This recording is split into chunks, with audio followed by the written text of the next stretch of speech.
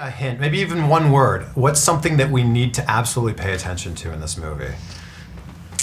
I think echoes. Echoes. Yeah. That there's always echoes of everything you see gets echoed somewhere else.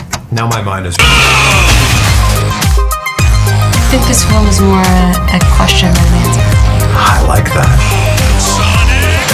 Coming to you from somewhere deep inside Transition Studios. Brought to you by your hosts, Roger and Lito. Welcome to Sci-Fi Rewind!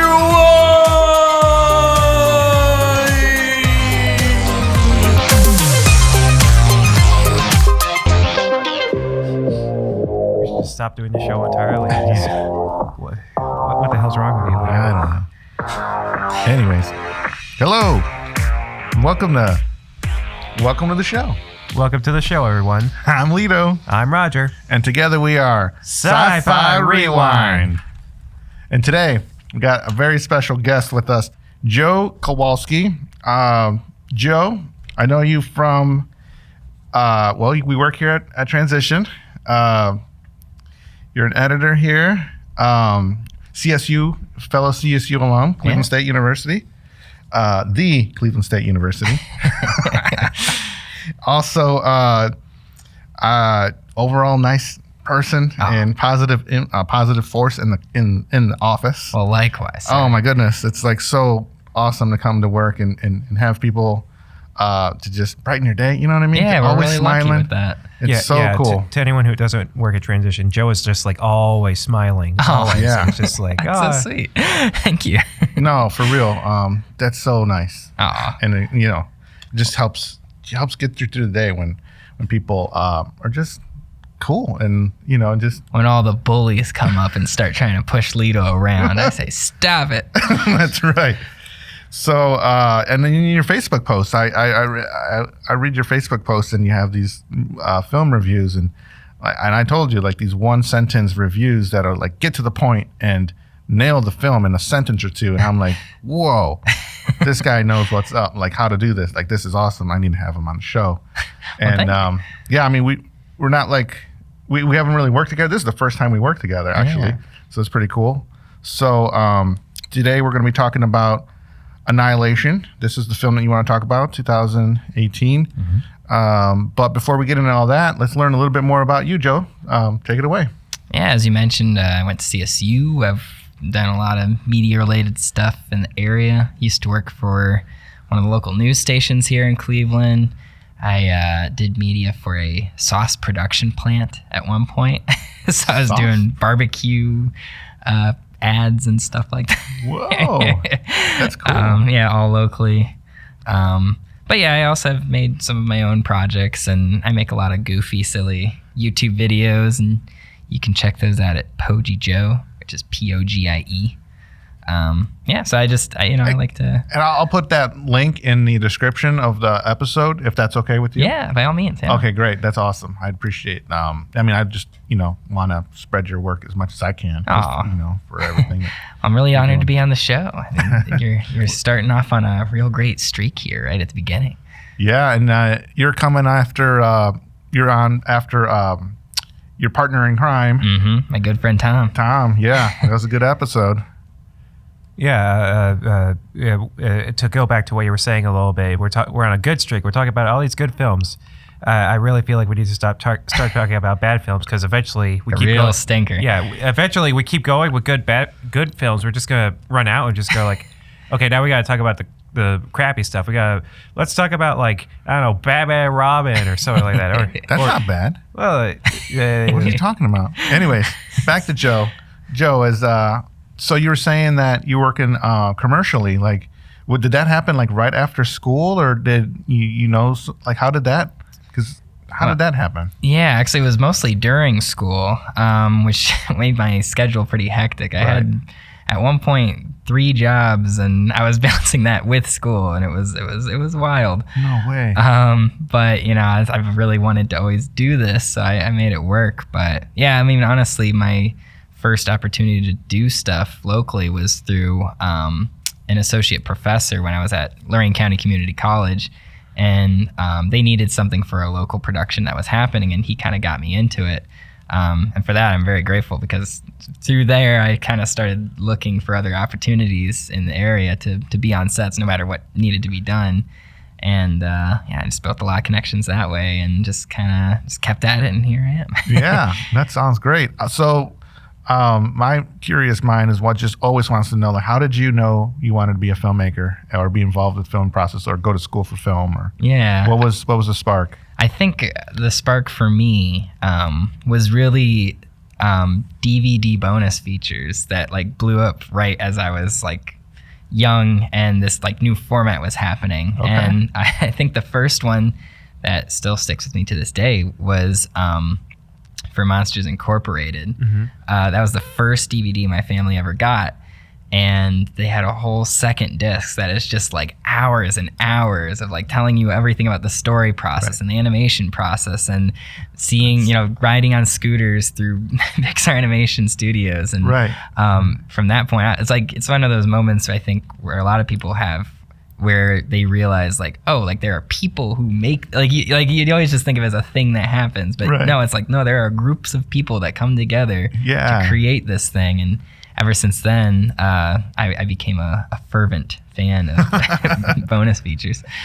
I don't necessarily watch a lot of DVD commentaries or behind-the-scenes features, but one of my favorites that I have seen is the stuff behind the scenes of Jaws. Oh, okay. So if you ever I think it's notorious that film was a disaster. To shoot, everything just kept going wrong. And in the DVD commentary, behind the scenes, stuff like that, it's just like, oh God, it was so terrible. One day we were shooting out at sea, and then the boat started to sink, and everyone was rushing. It's like, we gotta save the crew. And someone wrote on a poster board, because they got so many good shots, it's like, F the crew, save the equipment. It's like, we need this equipment. Right. So if you're ever looking for a good one, check out the Jaws behind the scenes. That sounds awesome. I'm definitely gonna have to check that out. For real. So yeah, behind the scenes, and then we that's interesting how you said that. How you're one thing that we like to do here at Sci-Fi Rewind, because everyone's sort of younger than me. Mm-hmm. But you're a youthful spirit. Thank you. But so my generation is like a little bit before you guys. Mm-hmm. I mean, I don't really know how old you are, but it's okay. But it seems like I bring the Gen X generation kind of mentality, at least the end of Gen X. Roger brings kind of millennial type end of point of view. And so, where do you fit in that? Would you be more millennial, or more like my Generation X kind of? More millennial. Okay, yeah. So I got two millennials again versus. Okay, cool. Just so I know. So that's one thing we like to do, is just look at it through a generational point of view, and then also we like to ask the question: is, will this film get made today? Mm-hmm. You know what I mean? At the end of the day, we don't necessarily might not answer that sometimes, but if you listen through the entire episode, you should get an idea. This, because we're filmmakers. Would we make this today ourselves, or whatnot, if we were in charge? So that's kind of what our two, main goals here are to do in every episode. Yeah. Sometimes we get there, sometimes we don't, but we're still learning on how to do this, right, Raj? Oh yeah, we were just talking about, okay, we got to make these kind of changes here, just before the show even started. Exactly. We're still it's all in works. I don't remember who I remember hearing this from, but I do remember at least one notable podcaster saying that your first 100 episodes are always going to be the stumbling ground, and after that, if you can make it to 100, then you got something. You might have it. If you're at 101 and you aren't falling on your face constantly, it's just I think we've made some progress. Yes. I'm going to speak to that, because I do another podcast, the Clone Army Radio, and we're on episode 70. And on that, I started the same way we're starting here, but at 70, I'm so much more relaxed now. I let it rip. I'm more it's more about my thoughts now, and not what I think other people should or trying to be nice or something. Yeah. What other people want to hear. I'm more and it's I'm almost there. We got 30 more episodes. Yeah. But I feel like I'm kind of starting to come into my own on that one. That's It's kinda great. cool. It's, yeah. it's nice to hear you're so relaxed, Lito. So I could probably just crinkle this water bottle I have right here, and you probably won't get angry at it, right? I don't have to edit this episode anymore, so I'm good. Go crinkle away. ASMR. We're digressing. All right, let's stay focused. All right. Yeah. Joe, is that pretty much bring us up to speed and where you're at in your career? Yeah, and it sounds like later this year I might get to start work on a project here, my own at Transition Studios. So Very that's cool. another thing that I'm really excited about. Super cool. Surrounded by so many talented people, you know. Absolutely. No, you got great people at your fingertips. So definitely use them as a resource because we're all here to help everybody. Yeah, That's yeah, what we this all is help all each other about. out. Yeah. So Especially me. You guys need anything? I'm just throw me at it, and I'll handle it the best I can. did you see you were on Twitter? I'm sorry, I didn't mean to cut you off. No, I was just gonna say you're the project bouncer. Like you Yeah. can easily each project you can fit into the fold.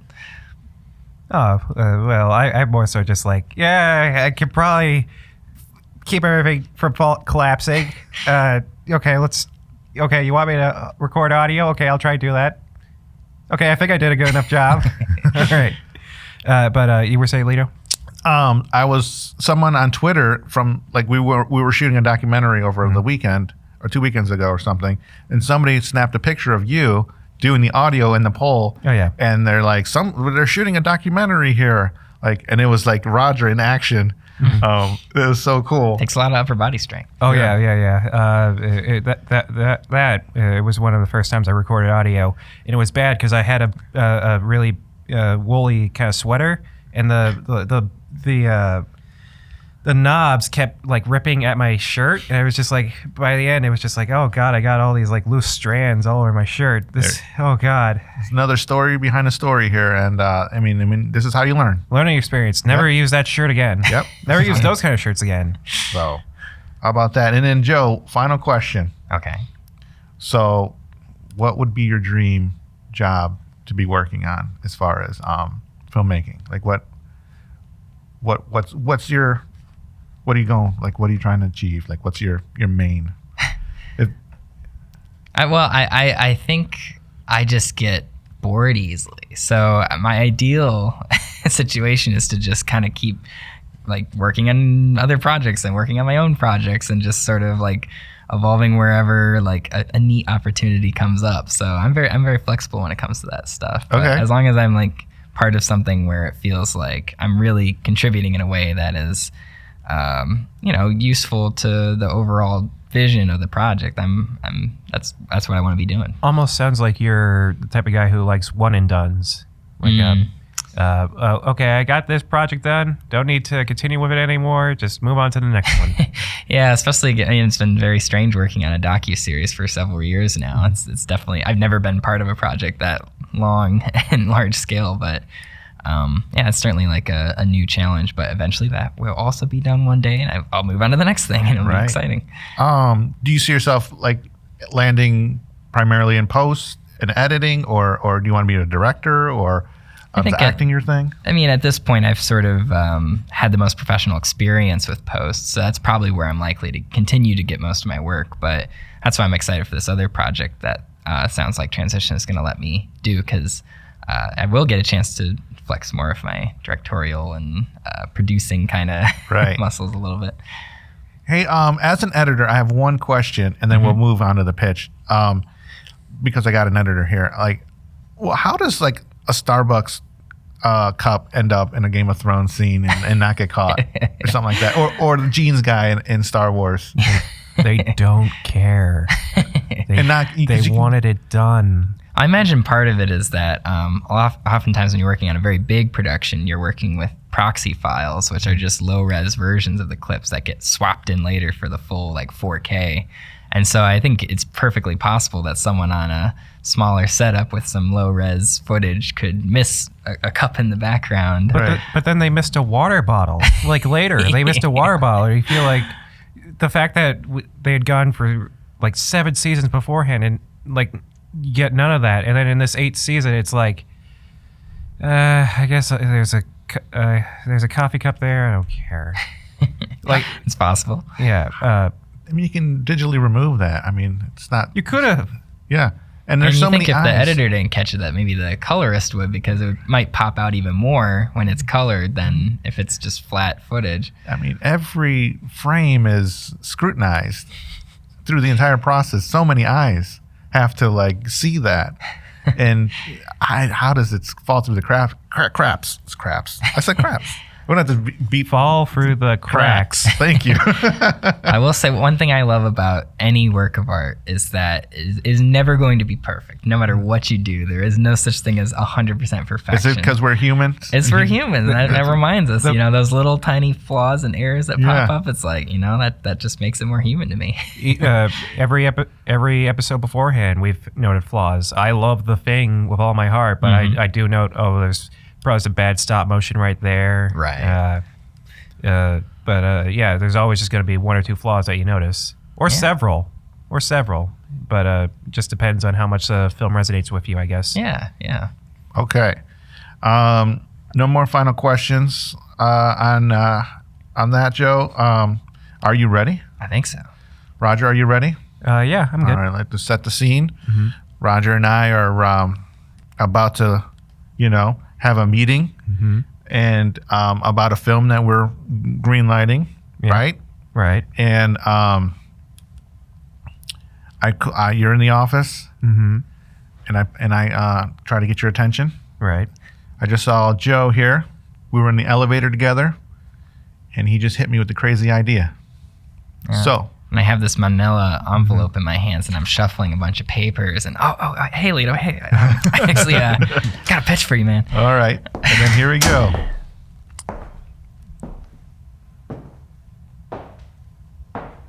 So my brief elevator pitch is: a team of specialists is sent to investigate the effects of a mysterious meteor crash that has transformed into a zone known as the Shimmer. What do you think? Okay. What happens after that? We got a meteor, so we're talking aliens? Yeah, it's heavily implied to be aliens. Do we see these aliens? We do, but not until the end. Oh, I like it. Keep the mystery to the end. Kind of like good old classic see the monster at the end horror movie and then hacks away everybody, right? Yeah. And as this team's journeying together towards the center of this shimmer, okay, they're kind of slowly going mad, and they're kind of starting to turn against each other. And it's the kind of the classic team that starts to fall apart throughout the course of the journey. Excellent. Talk about this team a little bit. I want to hear about this team. Yeah, so we got Lena, who is a cellular biologist. Her husband actually went missing previously going into this shimmer, so she's still dealing. She thinks he's gone. So there goes my first question. No romance in this film again. Well, there are elements of romance, but it's not a romance movie. It's definitely very much in a sort of periphery to the story, I guess. Okay, like in the it's in the setups and then in the flashbacks and whatnot. Yeah. Okay. So you It's see it got constructed through that. All right. And it's with the wife and the husband. Yeah, she is still dealing with his loss, and then all of a sudden, right as she's repainting her house, he just shows up again. And it's really him? That's a good question, Lito. Really? Yeah. And so... Because you said alien, so I mean anything's possible, especially in sci-fi. Yeah. So he's got something going on. He is not the same, regardless of him being there. So... that's another reason why she wants to go and investigate what happened, because she wants to understand what happened to her husband. Very cool. Well, is this an original idea, or is this based off of anything? It's actually based on a book. It hasn't come out yet, but we've read the first draft called Annihilation. It's going to be the part of a 3-part series. And yeah, the author behind that is kind of a real up-and-comer. Well, tell me about the name Annihilation. What's the significance of the name Annihilation? Since you got a name for the project here. Yeah, I mean, I see the project as being maybe this is getting too far into the later discussion, but it's a bit about the annihilation of the self, and it's about the annihilation of the past versions of yourself. All the characters in the movie are self-destructing in some way, and so as we journey through the film, we the audience are witnessing that. Interesting. All right. So it's not just a visual thing. It's going to be like a mind thing. Like This gonna is a mind bender movie. Mind man. bender. This is Okay, gonna, This is good. going to trip you up. I was thinking about a different word, but mind bender. Thank you for. Well, yeah. will audiences like want to watch this film? Will this It's a good question. Will, Yeah. will this be something that's going to get seats in the theater? Or 'cause Yeah. it sounds almost a little vague. Well, the team we have on board includes director Alex Garland, who Okay. previously directed Ex Machina, which He's was also- kind of like a sleeper hit. He's also written some films, He right? has, yeah, and some of those films have been very successful. Didn't he write Dread? He did write Dread. I Yes. love Dread. Yeah, Also, yeah. Also, didn't he isn't there like almost an uncredited director credit from him? Wasn't he like, I believe so. I don't remember which movie that was though. I believe that was Dread. Oh, was it on on? Oh, okay, on Dread. You're saying okay. Yeah. So, is he writing this? Because I'm not a huge Alex Garland sci-fi writer fan. As a producer or executive, if you will. Oh, okay. Well, he is writing it, but Story-wise. it's inspired by this book by Jeff Vandermeer, is the one I was referencing to earlier. Gotcha. And he's known to be very collaborative, so I'm sure a lot of other folks along the way are going to make their mark on the story. Oh, so we're gonna have some rewrites. Plus, I think if we cast a well-known actress in the main lead role, I think that could also get them butts in them seats. All right, well, let's get Mila Kunis. You know, you ate lunch with her agent, right? She would be good for this, right? Yeah. I could see it. Yeah. Though I guess we should keep our options open. Maybe like she just did a movie with Natalie Portman. Maybe we could get her involved. I could see that. Who, I could Natalie? envision that. Yeah. Yeah. Well, Well, I'm talking. Yeah. Oh, sorry. I'm talking Natalie Portman here now. Now we're talking star power. What about Shirley Temple? Can we bring her back? Is she still around? I think she's working. She's still living over at the crappy apartments, Carpy Apartments there in L.A. Anyways, I just thought of something. So cool. Oh. All right. So you're talking sci-fi. You're talking mindbender. Are you talking like? You're not talking like some sort of like drug-induced like visual experience, right? Like anything like that. Isn't living itself kind of a drug? I mean, where are we drawing the line on what that might? No, I'm not saying it doesn't get a little abstract towards Okay. the end, but Psychedelic, if you will? It's still grounded in these characters going on this story. I think, I hope people will follow along for it. So, okay, this is a character piece. It's more about the characters and not about the environment that they're in. Well, it's kind of about both. I think the environment reflects what the characters are going through in a way. Gotcha. So, give me a tagline. One sentence. Here's what I was thinking. Okay. Fear what's inside. Oh, so there's like something literally inside of us that's probably terrifying to look at, right? Oh, yes. And there are some people in this movie where you see their innards. Gross. Okay, but like in a cool way. Like it's like Cool innards? it's like a kind of like a horror way. Yeah. Oh, so it's so what? This Are is the insides like moving, or is it like snakes inside there? Or Oh, what's going I on? mean, Is there some imagery with some snakes and stuff? there's creatures and there's body parts moving independently of themselves. All right. Talk about these creatures. Be specific. Okay. So everything So with I'm thinking about how we're going to create this as an executive. Like, how are we going to make this Yeah. look real? Yeah, visually. Yeah, of course. So within this bubble known as the shimmer that is constantly growing, it changes the DNA of the living things inside of it. So you have trees that are being split apart and becoming strange colors, and that also includes the animals that used to live in this forest environment. So in one scene we have an alligator that has been sort of transformed, and it's pale and translucent almost, but it has all these like hundreds of teeth on the inside of it.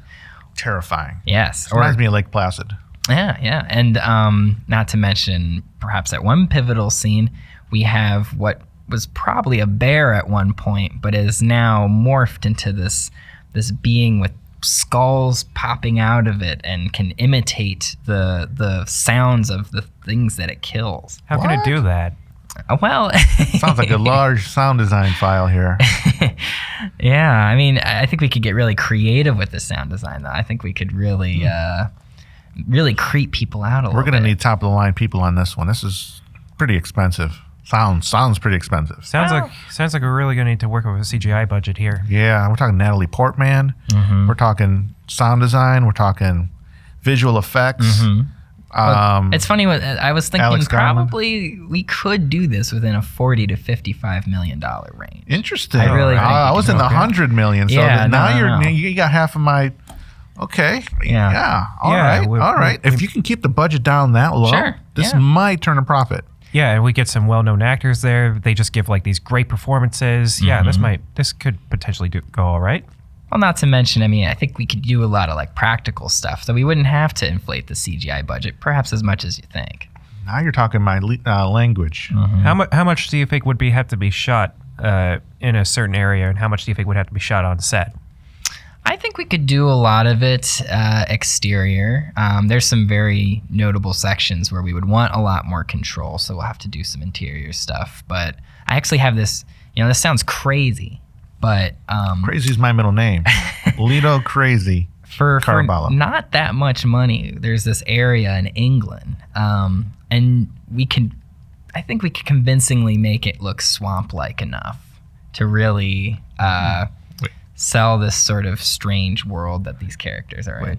So England, tropical-ish look in England? Yeah. How are we going to pull that? That sounds expensive now. 'Cause, I mean, It's kind of this bog area. okay, it's boggy. Yeah, so I mean, it's not going to be as big of a stretch as you think. So we really. just make sure we film during the summer months, I guess. But way cheaper than filming at an actual swamp is all. Gotcha. Check. All right. Wow. This sounds like a lot. Yeah. Sounds like a lot to package. I mean, you don't want to make 2 movies or a franchise this thing. Just kind of take It it could slow. become a franchise, I mean, there's other books that are being worked on in this series, so I mean, there's no reason this can't become, I don't know, the next sci-fi mega franchise. I mean, Okay. I don't quite know what to make of this pitch. This sounds almost random. well, how much are you willing to pay me is what I'm really asking. 0 would work for me. I think I'm gonna need a little more moolah. To get more out of you, that's what you're saying? How about a 20? All right, let's start with 20. How about a 20 spot? Give us a little bit more. Here's a 20 spot. Here, Okay. that should get you some lunch in the commissary. So Some Fritos. Yeah, talk about there's a team. Did you fully explain the team? No, so the team that has joined, they had previously sent military into this situation, but given that didn't work out, they thought they'd be a little bit more creative and assemble people with different specialties to them. So, as mentioned, Lena, who is a cellular biologist, is joined and recruited by Dr. Ventris, who is a psychologist. Asajj Ventress, Star Wars. I love the connection. The Ventris brothers. Oh, And I don't get that reference. The Venture Bros. That's a Adult Swim show. Now that's a millennial type of thing, isn't it? Because I don't get that. Okay. And then we have Anya, who's a paramedic. We have Josie, who is a physicist. And Cass Shepard, who's a geomorphologist. And it's hoped that maybe if all of them go together on this expedition, that they can perhaps learn more about what is happening and what the environment is doing than perhaps a more traditional team that would be sent on this mission. So who's the ringleader? Who's the head cheese, if you will? A term from my old times. Yeah, that would be Dr. Ventress. The Ventress. She's kind of obsessed with this whole She thing. sounds like in charge. Sounds like person. someone who would. Her name kind of sounds like adventure. Sounds like someone who's almost right for the job. Yeah. What do you got in mind for this?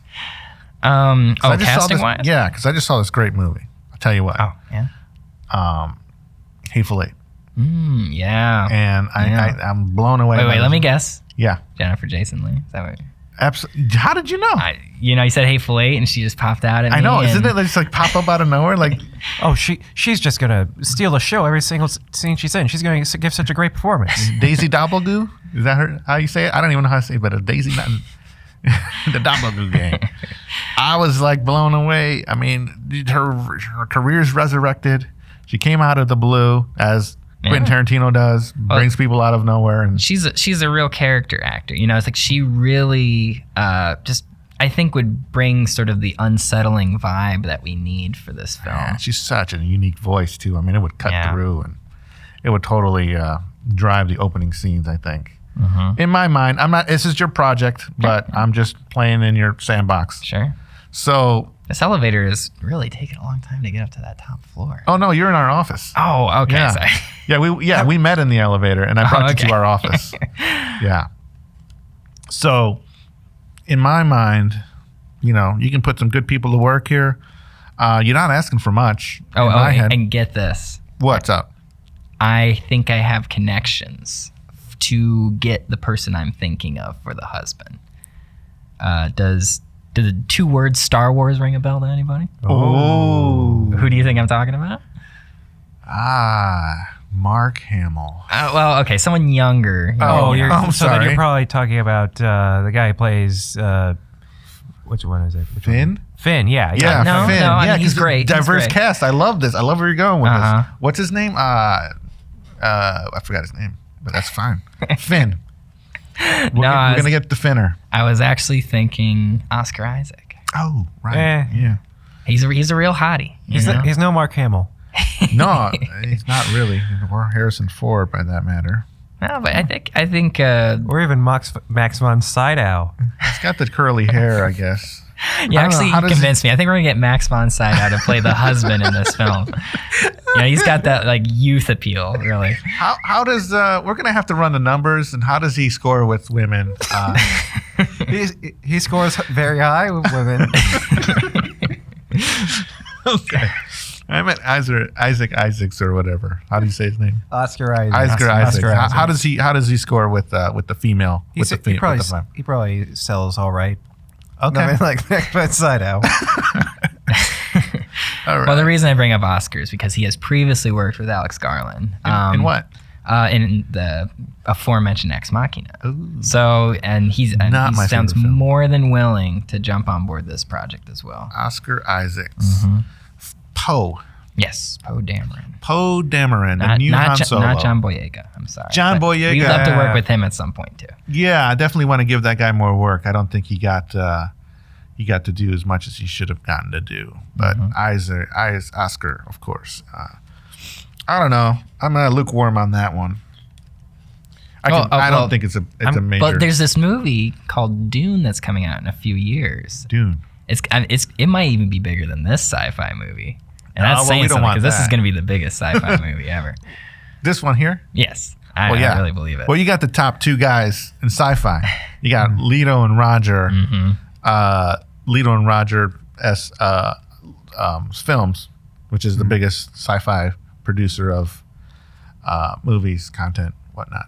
Yeah, we're the best. That's Yeah. right. Way to sell us. That's awesome.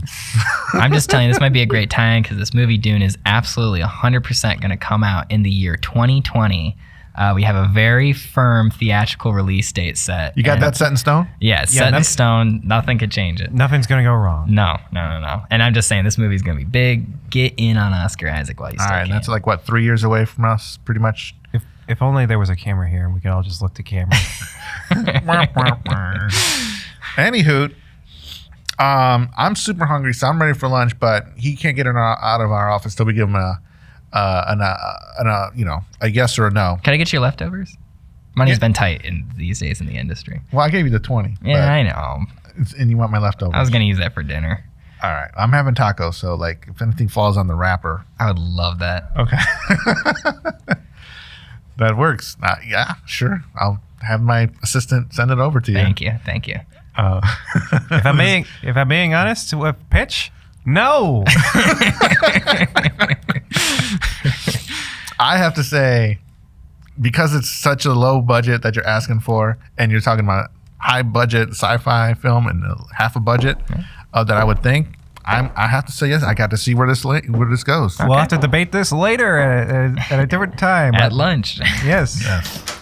And end scene. All right. Good job. Good job, Thank you. Joe. That was fun. Yeah. So that's just the start of it. So It's only the beginning. now, I look to see that we made a bad mistake. We only made $43 million on this guy. Yeah, did not do. And I think part of that was also to blame because they wanted to put it on Hulu or Netflix or something around the same time. For real? Yeah, yeah. This was a thing. It's like it went straight to Netflix all around the world, right? Yeah. But did it not go straight to Netflix in the States? Yeah, I think it was. I think maybe that's what it was. Maybe it started on Hulu in the States and ended up on Netflix. But I'll swear it was on Netflix. Unfortunately, it's no longer on Netflix, Right. which just feels like, wow, times have changed. So, yeah, let's segue into our nostalgia. Mm-hmm. Joe, when did you first hear about this, and why did you pick this film? And and then talk about your initial thoughts. Yeah, I was actually a fan of Ex Machina. I had watched it and loved it. And another friend of mine was curious in seeing this movie.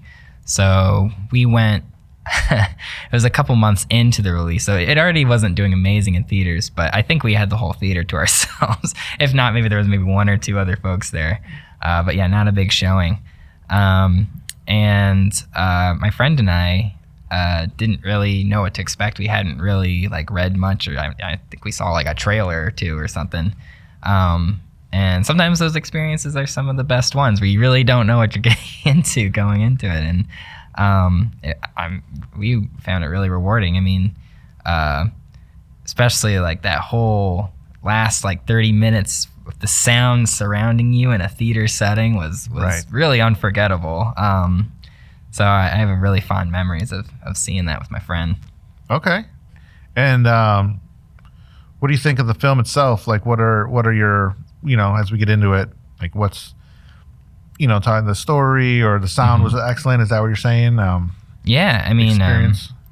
the reason I brought it is I think it's a fantastic movie. In my humble opinion, Is it one of your favorite movies? I would say it's one of my favorites. Definitely one of my favorite sci-fis for sure. Okay, cool. That's good. Yeah, I just I was really taken. I really like themes. I like themes in movies. Okay. And I think the themes in this one are really chewy. I love showing it to other people. I've done movie nights where I've shown this movie to people because I'm just curious what their takeaway is from it. Okay. And it always leads to good discussions. And Yes. Yeah. I think we're gonna get into that a little bit. yeah. All right. Okay. Raj, take it away. Which one am I talking about? You're talking about nostalgia and your initial thoughts. So anytime I heard about this film, it's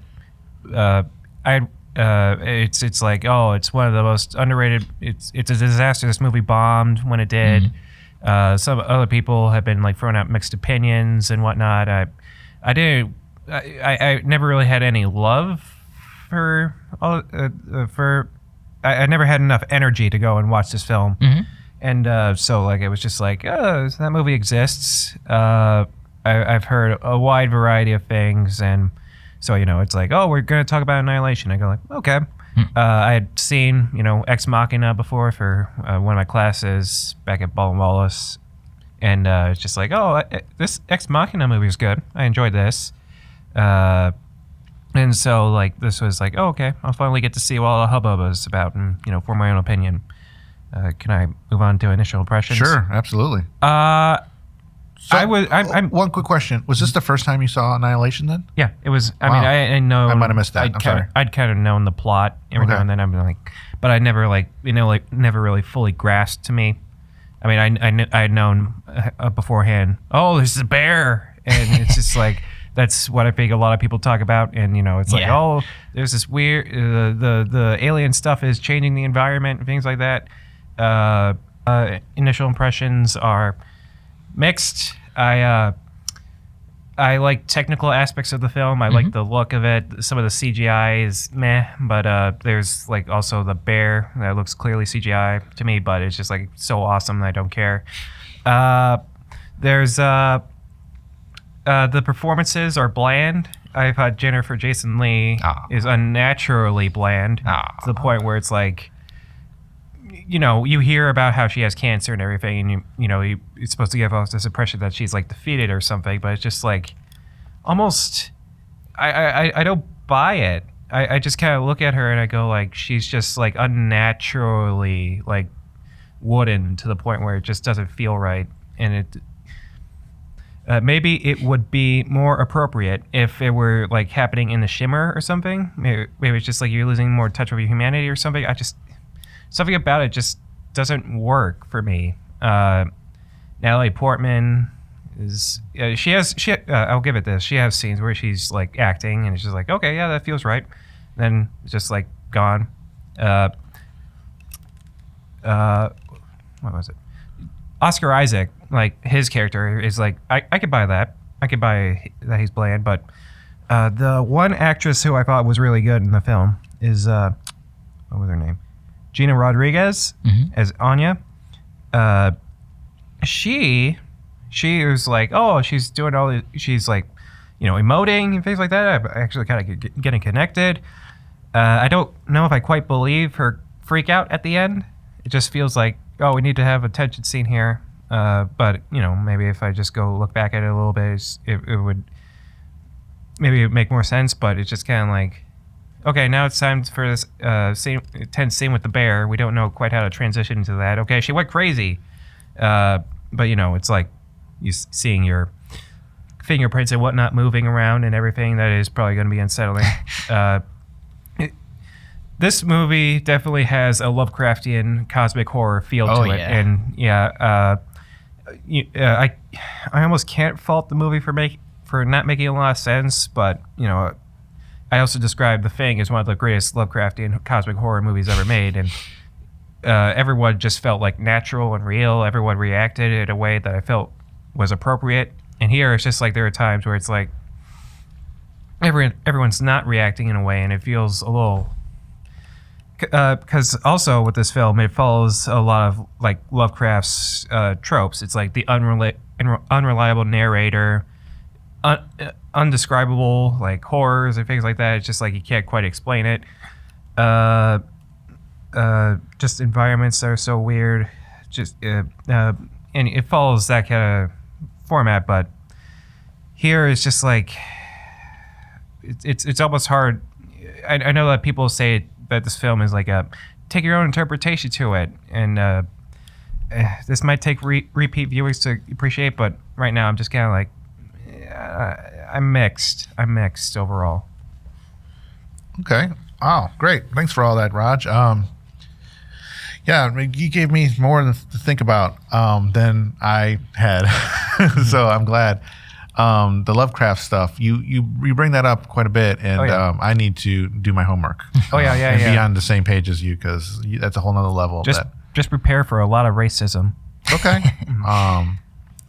Who's somebody that I like that what's his name that did the Pedestrian, I think. He was in Old School and with Rodney Dangerfield, and he's like, oh, it's me. I wrote what's his name? Oh gosh, I'm having a senior moment. What's you said the film's Old School? Yeah, Old School with not Old School. Back to School with Rodney Dangerfield. I'm sorry. Oh, okay. And Kurt Vonnegut. Kurt Vonnegut, and I like his stories. I like his storytelling. I like how he, So I also love Vonnegut. Yeah. So I don't know. Like he might be my J.P. Lovecraft. Like I kind of filtered through his kind of tones and whatnot and tropes and this and that. So, anyways, side note, My nostalgia with the film is I went to see it in a theater. Oh, awesome. I got pulled in by the trailer. I'm like, Natalie Portman? Yes. 100%. Guns? Natalie Portman? Yes. I'm in. Sci-Fi? Yes. I'm sold. I don't know. It just looked like an awesome movie that I couldn't pass up. If it's in the theater, I feel like I have a window. You know what I mean? Like I got to get in early because I don't know how long these films are going to last in a theater. Could be a weekend, could be 2 weeks, could be the whole summer if they're really popular. So I don't know. But so when I see a trailer, I somehow caught it. I had to go. Mm-hmm. So I was in. I'm in that 40 million. That's my $15 right there that it made. So I don't know, whatever it did, however they marketed it to me, I was sold, and I went by myself, which is something I started to do a lot. And was the marketing honest with you? No, I'm sorry. I was kind of like led to believe this was like the name Annihilation. I thought it was going to be some sort of war or something happening, like a battle between her. Okay. So I'm like ready for crazy shootouts kind of thing. And two armies, and she's in charge of a squad, and they got to like fight and there's the enemy, and we don't know them, and they're they don't have a face, and we don't care about them. We don't care about that side. That's what I was going into thinking it was. I don't know. That's how it like felt at the time what I was thinking. So when I came out of it, I was like, oh, I was like, I got right turned here. So I was all underwhelmed because it wasn't what I was expecting. But I liked it, and I thought it was stunning. Some stuff like I was scared during parts, but some of it was like I've seen some of this stuff before. It wasn't like super original. So what was original is maybe the ending was a little bit original, but I've been around a long time, and I've seen a lot of movies. And I saw Ex Machina, and once again, I just see a theme with this guy, Alex Garland, and I'm sorry if this is your favorite, and I don't want to. That's okay. It's just a theme for me personally. He's got this great setup, and he doesn't pay off with anything original. He's got this, Sunshine, right? It was like the same thing. We could have had like some kind of great new idea.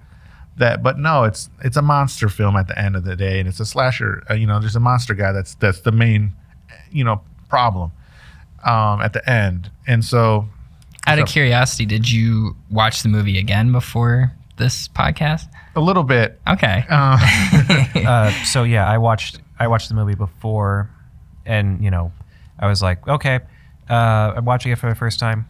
I struggled to get through it the first time, and I was like, okay, I probably got to rewatch it and take notes. I just couldn't bring myself to do it. That's just kind of how I felt with the film. It's just like, I'm not in a huge rush to watch it again. That's the thing. That's one thing I want to say. Is one of the things is, I watched it first once, and I was cool with it. Mm-hmm. But watching it again, I just wasn't as in. I didn't care about the characters. It didn't grab me. It didn't you have parties because it like speaks to you. There's all these things, and I want to know about that because I want to take it to that level, of course. But it doesn't. I don't know, something about him, the writer. Like you can watch the film once, and because you don't know that at the end of the day, it's not going to me. It's not going to be like this great thing. Like he sets it up real cool, but it's not going to be anything out of this world. He's going to take, to me, it's just even Ex Machina, which looked great, great special effects. Oh God, so good with the robot effects. Still exactly, very the believable face, to this day. But at the end of the day, it's. I'm going to spoil. Like we've talked about this. We're heavy spoilers of anything. It's the monster killing the person that created it, and there was nothing original. I mean, I spent 2 hours or whatever watching a film that I've already seen before. I mean, I'm talking about Ex Machina, and not in this one too. It was like, I don't know, the ending really didn't satisfy what I wanted. I mean, I guess there's a question of open-ended movies as opposed to a closed movie. And maybe I'm more of a closed movie guy. You know, we learned in film school and film theory. So maybe I like nice tight stories and not big thinkers. Go ahead, Raj. If I could if I could ask you guys one thing, how do you feel about the beginning of the film spoiling the film? Yeah, exactly.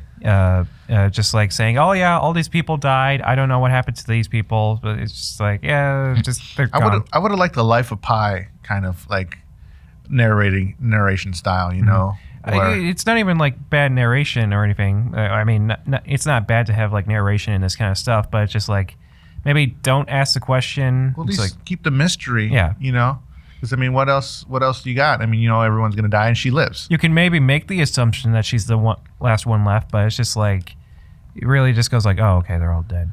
Yeah, I mean, if I may say, like I actually kind of agree with you that I actually had that on the list of stuff that you would change. Sure. I don't know that it needed like the framing story, and I know sometimes that's done as a way to be like, don't worry, like I know it's kind of slow right now, but a bunch of people are gonna die. Don't you want to know what happens? You know, but yeah, I don't think you necessarily needed that. I think you could have just followed the story in a linear fashion and learned what happened as it goes. And in case anyone watching is just like, oh, you don't like weird stuff, I love The Lighthouse. Lighthouse I is love great. that film. That is such a fun film. I watched an interview with Robert Pattinson, and he's like going, "Yeah, we're trying. It's weird. You look at this film and you think it's a horror, but it's really a comedy. It's a comedy. We're trying. We were laughing making the film. It just Right. But I don't know. I think it's something about the filmmaker. Like I can only watch his films once because I kind of like get it that it wasn't. It's not, to me, they're not rewatchable. unless I'm it's sorry. Dread." Dread, I love. Yeah.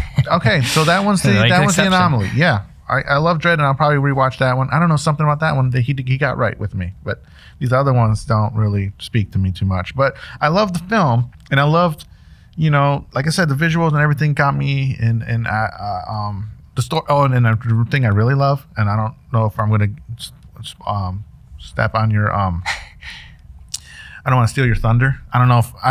Ah, But go ahead. I love the females in this film. I love how everything that's flipped. The gender roles are flipped. Like, And they don't make a big deal out of it. That's no. It's just a normal thing. All the girls are the BAs, the badasses, and then the guys are kind of like the side characters.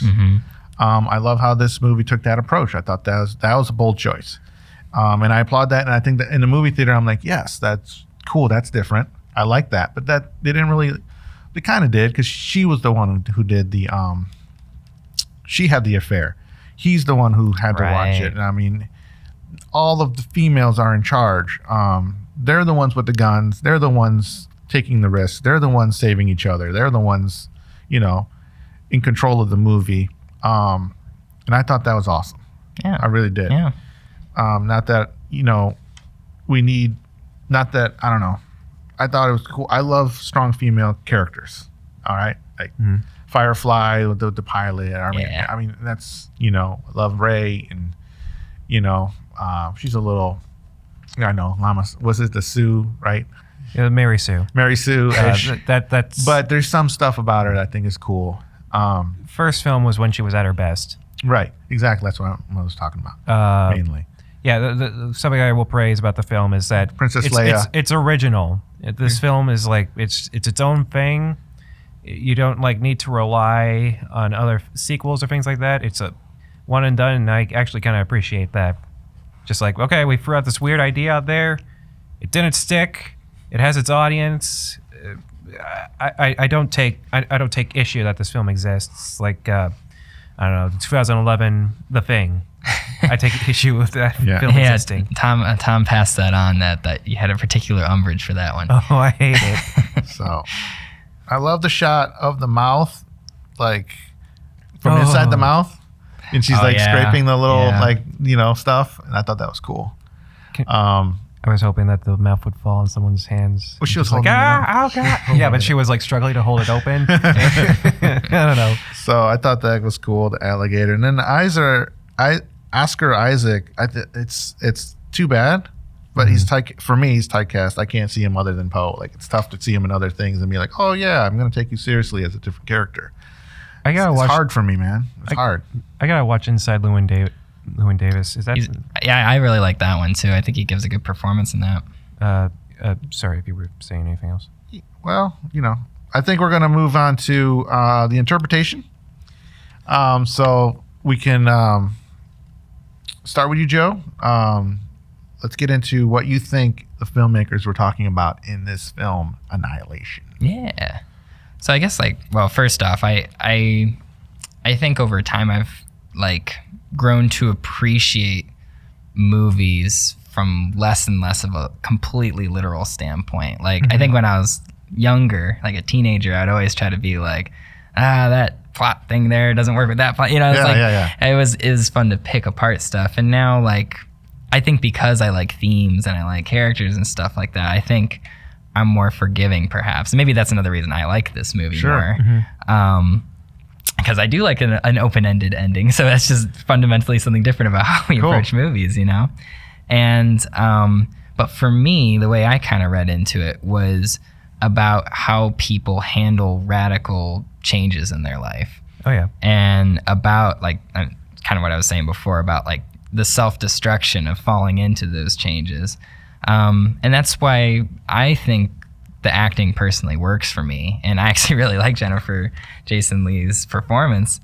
I think because we are very used to characters that are very forthright, go get him, always, all the time. I always have the right decision. I'm always doing, and all these characters are in some way or another grieving. And so their kind of muted way of dealing with this is they're only going into this situation because they feel like there's nothing else but that. So for example, we find out that Dr. Ventress has some form of cancer, and that, she kind of sees what else is she supposed to do with her life other than go right into the void of it all, and that I think shows how certain people deal with a serious diagnosis. With Lena, she's still dealing with grief because even though her husband's come back, he's not the person he was before. And I imagine in a situation like that, that is really hard, in the same way that if someone comes back from war, they are never the same person. That's a good point. And so, or you have I think it was Anya, the Gina Rodriguez character, who was dealing with substance abuse. Then you had Shepard, who was dealing with the loss of her kid. And it's just all these people who are not able to handle the cards that life has dealt them.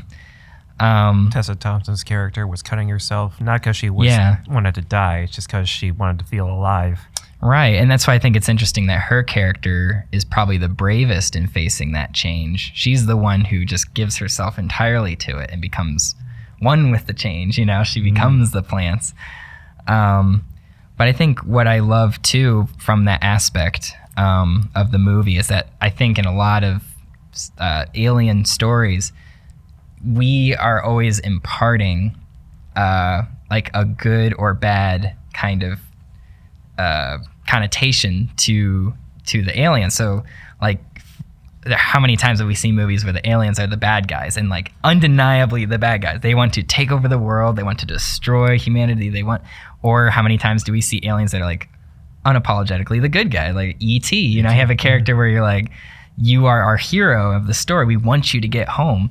And I think that's so interesting about this story is that I think the alien life is neutral. Mm-hmm. It is purely going off of its instinct, its biology. It's not trying to ruin this forest. It's not trying to take over the world, but it is purely by its own programming in a way. And I think that's something so interesting about what all these characters are going through. For example, there's a lot of talk about cancer throughout the whole movie. And as much as we'd like to think of, cancer itself as being evil, ultimately cancer is just a bunch of cells. They are only doing what they are designed to, and programmed, or whatever you want to call it, to do, which is to replicate further and to kill other cells. And it's so hard to deal with that though, because it'd be so much easier if cancer was just a bad guy or something. It'd be so much easier if the things that confront us in life were easily be able to say, like, you are bad, I am good, and I am going to defeat you. So in this whole movie, I just love seeing these characters deal with that in so many different ways. And through the end, Natalie Portman's character is the only one other than Oscar Isaac's character who survives it. And it's because they become part of the change in a way that doesn't completely lose themselves. And I don't know, that's kind of the approach I take towards the whole movie. You say Awesome. You say they become part of the change. I say the change becomes them. Yeah. I think that's equally as valid. One thing, like the shimmer, is that what it's called? Yeah. Isn't it growing? Yeah. Isn't it? Won't it eventually take over the entire world? Yeah. I think it's just gone by the end. I think it's because they like disintegrated the that little area. It's just like we sent in a team. Like at the end, one guy goes like, "We sent in a team. They investigated, and it's like the fact that they even stated they know what happened. It's like, yeah, that probably means that the shimmer's gone. Yeah, I took it as the shimmer's gone, even if it somehow like the creature still lives through the two leads. But when I say like taking over the world, like it's not doing that with like an evil intention. It's not saying like, I hate humans and they must be destroyed under the groveling of my boots. It's like it is just it's doing like, what it's supposed to do. It's like putting food coloring in water. It's just like it's just naturally spreading gonna out. naturally just gonna change the original like form. That's a perfect example because once you put food coloring in water, to my knowledge, you can't take the coloring out of the water anymore, right? Like, Unless you're really quick about it. just scoop it up. Yeah. Scoop. So, well, that's all great things, and this is other angles that I've never, I've never thought about before. So this is why we do this. So like, hey, this is what I think of the film. Oh yeah, well this is what I think, and maybe you should look at it, from a different angle. And I'm like, absolutely, let's do that. And like, let's take another look at this because I didn't see it that way. So, thank you for bringing that to the table. Yeah. As soon as this movie was done, and I went to sleep, and I started watching videos after I woke up. It's like I was like, okay, what are other people's opinions of this? And Red Letter Media, they did a review, and they stated it's like the scene with the two deer. It's like the one lady, what was her name? Shepherd. Shepherd is like, I lost my daughter and things like that. And one of the guys, Mike, he like states when Natalie Portman sees the deer, it's almost like that's an interpretation of Shepherd and her daughter. It's just like, that's just what he got out of the film. But this film really is make your own interpretation out of it kind of film. And just listening to you talk, it's just like, you have some valid reasons for liking this film, and I can't argue with that. What are your thoughts on the aliens at the end, kind of like mimicking kind of Natalie Portman body and movements and kind of like mimicking her? Is that alien trying to learn human behavior or I mean something? I don't mean to lead you in a direction, but I saw it as that, in the same way that everything that this alien life form is coming in contact with is like sort of interpreting but not getting it perfect. I think it's kind of doing that, like it's getting about as close as to human as it can before it literally like looks like her face by the end of it. To even add to what you were saying, it's like when they're doing the mirror like game or whatever, it's just like even the alien, even though it's replicating her movements, it's not doing it perfectly. It's still kind of it's like lifting its arm too quick or too slow or something. Natalie Portman, but it's just all these like little details that you might notice on repeat viewings. This might be a 2001. This might be a 2001: A Space Odyssey, where it's just like, a think piece, maybe. And I was ready for like a war or a battle or something, or a battle scene or something, and I'm like, oh, I have to think. Like, I was hard for me to It's a switch. battle of the mind. Yeah. So I still don't think I can like really go. It's like, oh, the performances. My mind would be completely changed because like if I could go back to The Lighthouse, The Lighthouse says Robert Pattinson and Willem Dafoe are giving such great performances that even if the movie's confusing, I go like I want to go watch them again. I really don't want to watch Natalie Portman, Jennifer Jason Leigh. I don't want to watch a full film with everyone just talking like this. We need to go and stop the shimmer. Okay, we're going to go do that. And then occasional bits of acting from like Gina Rodriguez or Natalie Portman. Yeah, I mean, and everyone's mileage varies on that kind of stuff. And I can't fault them. I more so take issue with just Alex Garland's directing. It's just like he was the one who said, "Yes, this is good." Well, one thing with like Jennifer Jason Leigh, and one reason I like her performance, is for me, like, I think once again it kind of just changed my expectations. Like typically when you have like the person, the team leader who's taking on, you normally have kind of a boisterous like, I'm taking command, we're going forward, but like her weird sort of like every single line delivery sounds like she's saying the line in a way that is unexpected, and that's like she's very quiet and it's almost like raspy at times, and like it's just surprising. Like it always kind of kept me on my feet because I'm always like, what is she gonna say and do next to me? Did you guys notice at the end of the film when Jennifer Jason Leigh is in H.R. Geiger area? Her face is one of those like weird aliens. Right. I was just like, it took me a while to like go, like it took me a little bit of rewatching and go like, oh yeah, yeah, she is just an alien there. That's why her face looks so messed up before like we got to see it. Yeah. She's not technically, how do I say it? She, I guess the real Jennifer Jason Leigh just died or something. Probably, yeah. I have to retract something I said earlier. The Pedestrian was by Ray Bradbury. I was getting another senior moment. So so that's what I run everything by. It's Ray Bradbury. And Bradbury's great too. Yeah. If I could talk about a interpretation I have of the film. Sure, absolutely. Your turn. There's this kind of belief in cultures where it's like, in order to create, first you must destroy. And so that's kind of just what I saw this whole thing. It's That just was in like, The Fifth Element. That theme. Yeah, but in order to It's really create, a sequel to The Fifth Element if you think about it. I agree. the dark, that's the a evil good- force is going about it in a much different way this time. Yeah, a little bit slower, a little bit more methodical, Where's but inside out instead of like just smashing it from the top. Where's elderly Bruce Willis and Milo Jovovich when you need them? I am a meat popsicle. No, he'd probably just go, I'm a meat popsicle. Or he'd probably getting his lines fed to him. Oh, right. Yeah. A little less drama on that voice there. No. They're trying to get it, but it's just like, I don't care. Just pay me my money. With this, it's just like destroying what originally existed and replacing it with something new.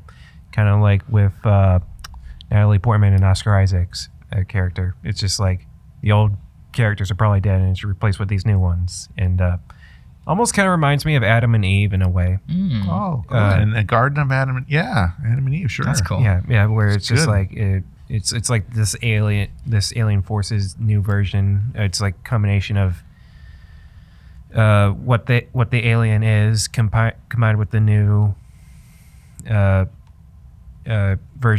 its version of humanity, I guess, and maybe a new change will come from it.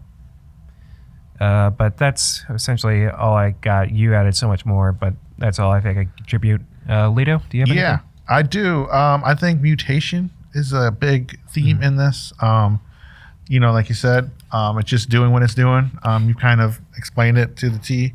I love all the sciences kind of are represented in a way, except for like,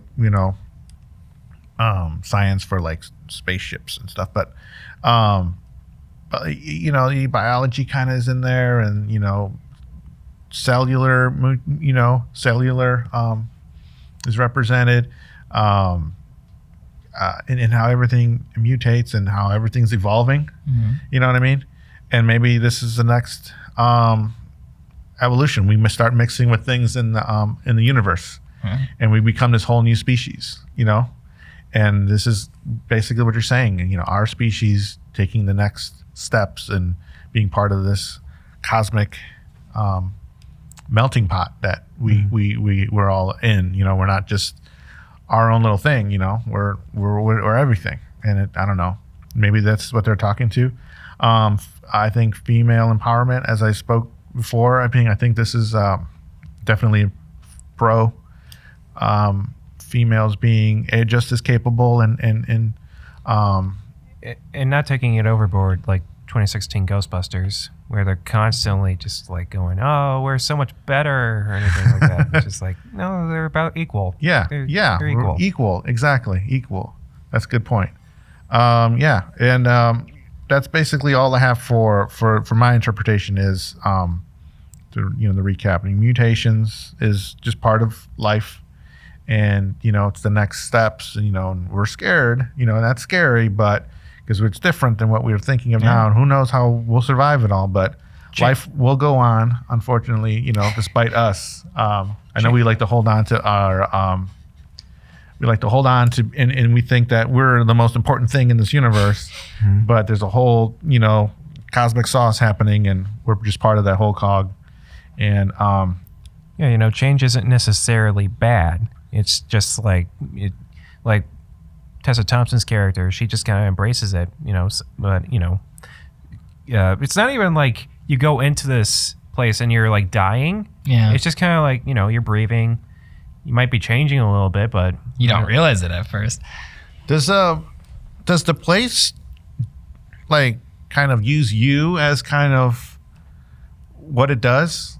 I don't know. That's a good question. I don't know. I think it just like this is the thing. It's just like I can't quite explain what's going on here. It's just changing. There's just a form of change. Like part of me was wondering, it's expanding. We keep sending people in, and I'm wondering is like, does it keep expanding because we keep sending people in there? Is it defending itself, or I don't know? I don't know. There's just so much to like not know. Right. That's part of the Lovecraftian horror of it, or the cosmic horror of it. You can't explain it. It's just what about the tattoo? Oh, the on Gina Rodriguez's character, the Ouroboros? I think it's on several characters. Oh, is it on several? Yeah, it's on definitely Natalie Portman when she's getting interviewed. On her arm or on her. I think that's right. Okay, and she says that, we initially, the beginning of it was like the alligator kind of like bruise, right? Mm-hmm. But then we have. It became that. That's right. Yeah, it kind of like formed a tattoo. I did not notice this. I completely did not notice this. You're saying she has Gina Rodriguez's tattoo? Well, several characters have the same tattoo. Oh well, but and by the end of it, yeah. Okay, I didn't notice. It's kind of like it's like a running, not a gag. It's not a gag, but it's like a visual thing. Yeah. They don't make a big deal out of it, but you notice it. Yeah, they don't explain it, but it's definitely in the scene, in the shot, and sometimes it's represented, sometimes it's like hinted at, sometimes it's just kind of given in there, and hopefully you catch it, hopefully you don't.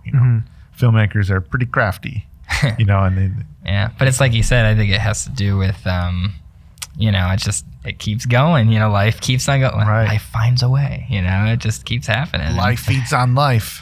Because I think it's the snake, right? That's kind of like a figure eight infinity. And it's just like, I don't know. That's what it is. That could be something. But that'll take us to actual talking about the filmmakers and how crafty they are. We will talk about some stories behind the stories. And Joe, do you have any stories that in researching the film or anything that you found interesting? Yeah, a few. It was cool to see some behind the scenes stuff if you look it up on how they did some of the creatures. Right. I remember seeing some stuff. Particularly with the bear, the actual head is an animatronic. So very I cool. think that they said they really wanted to get the actors to like elicit that fear they were looking for. And I think it helps if you actually have something drooling. Nothing better than that, than something actually scary in front of your face. Yeah. For sure. And even for the movement of the bear, they typically had a dude in a green screen outfit, like walking around with imitating the movements and actually really it's not Andy Serkis, right? It's similar to Andy Serkis. I mean, probably not quite as talented as Mr. Serkis, but yeah, I mean, they like literally were tackling the actors and stuff like that and pulling them around, and a lot of them did their own stunts for this film. Sorry, go ahead. When she gets pulled back into the room, the character with glasses, I forgot her name. Tessa Thompson. Yeah, Tessa Thompson, right. Like, I didn't see that coming at all. Like, and it was scary because, like, whoa. Yeah, and she was actually in that water, apparently. It was very cold. It was nice. That's when acting is really a tough gig when you have to go through stuff like that. So hats off to them. But they even said, like, it was a lot of, like, trudging through mud all day long. And they'd be like, 10-minute lunch break here, get some food. And they would keep moving. And it was like, they really felt like they were being pulled through the woods like that. They're all just, like, covered in mud. It's like, we can't really eat this. It's just like they get people to just shove the food in their faces. Yeah, here you go. Yeah, that bear scene. It's like a worse version, not like worse in as in lower quality. It's like a more terrifying version of that scene in The Thing where everyone's tied up. Oh, yeah. Because there's no one to untie them at this point. Right. They're just stuck, and that thing is just circling around them. Yeah. Just ready to attack. It's just like, oh, God, it's so terrible. Oh, God, I don't want to be here. I think there's a reason why so many people, even people who didn't particularly like that movie, I think still love that scene. Oh, yeah. Because it's very evocative. So, all right. Raj, do you have any behind the scenes stories, facts, tidbits, or anything? No, not particularly. Okay. It's just, I guess I didn't quite do my research with this one. Like I said, the Alex Garland stuff, technically Dread is directed by, so I'd have more stuff to talk about the director. He's done like, 28 Days Later. I mean, he wrote 28 Days Later, Sunshine. He also wrote some video games, Enslaved, Odyssey to the West, and the Devil May Cry reboot, games I'm not too fond of. Oh, really? Yeah. Did they make a video game for this movie? No. Because it kind of seemed like a video game to cool. me.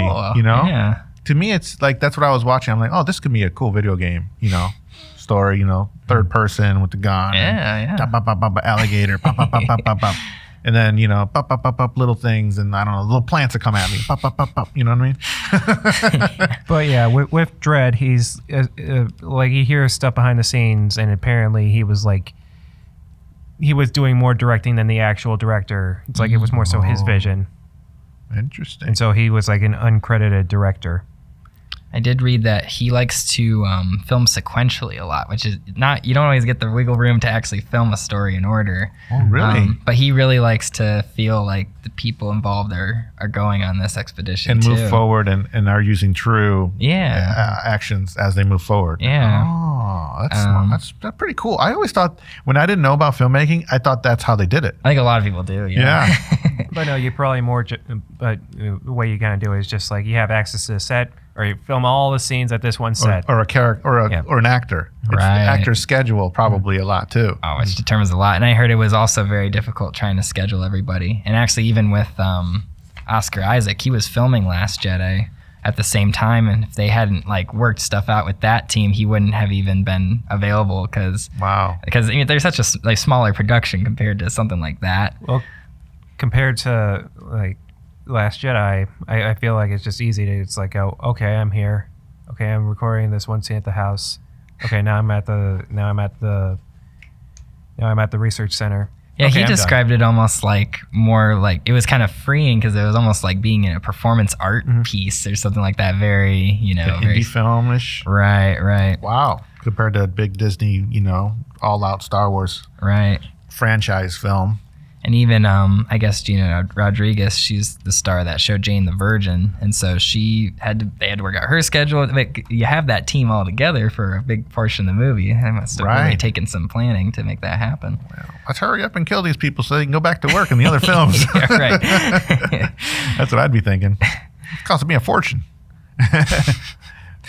So that's cool. That's good stuff. Raj, were you all set with that? Yeah, essentially I'm all done. I don't really have a behind-the-scenes story or anything, but what I do like is the attention to detail. You know, when on the characters, you can see their hands and their fingernails are dirty. Yeah. I'm like, yes, this guy knows that it takes 400% of effort to make something look 100% real on film. Oh yeah, like when they after the crocodile attack, they're still wet and everything a little afterwards. Yeah, And it's that's just a like, good yeah, that's a detail. little detail. Right. So I love that. And that to me is, you know, the stuff that'll make me rewatch and keep rewatching is like, yeah, you know what? I'm in a different world. I'm in, this is a window into a different place. And these guys are doing everything they can possibly do to keep me in that world for an hour and a half. And I escape my world, which is ultimately what I always want to do, is just kind of like escape my you know, earthly bound problems, and, you know, escape to other worlds where like I'm safe, but I'm on an adventure. I will say I did read an interview too with the composers on the film. Oh, cool. Ben Salisbury and Jeff Barrow. And they were talking about their approach to the music in this movie, which I think is also, I love the soundtrack and how it's employed. And yeah, I think it was really cool. Like, especially in the first half, you have a lot of like acoustic kind of guitar stuff going on, which I think is also a little bit abnormal for a lot of sci-fi. It's good. Yeah. And they even use something, where was it called? The water phone for a lot of the stuff with the shimmer. And it's this really cool, it's like this Tibetan instrument that has these, almost like it looks like almost like a steel drum kind of thing on the bottom, but then it has these prongs that stick up. And like, it sounds kind of otherworldly when you can tap it different ways and strum it across. And it really adds like a really, again, I think kind of creative, like sound that you don't typically hear all the time. That's cool.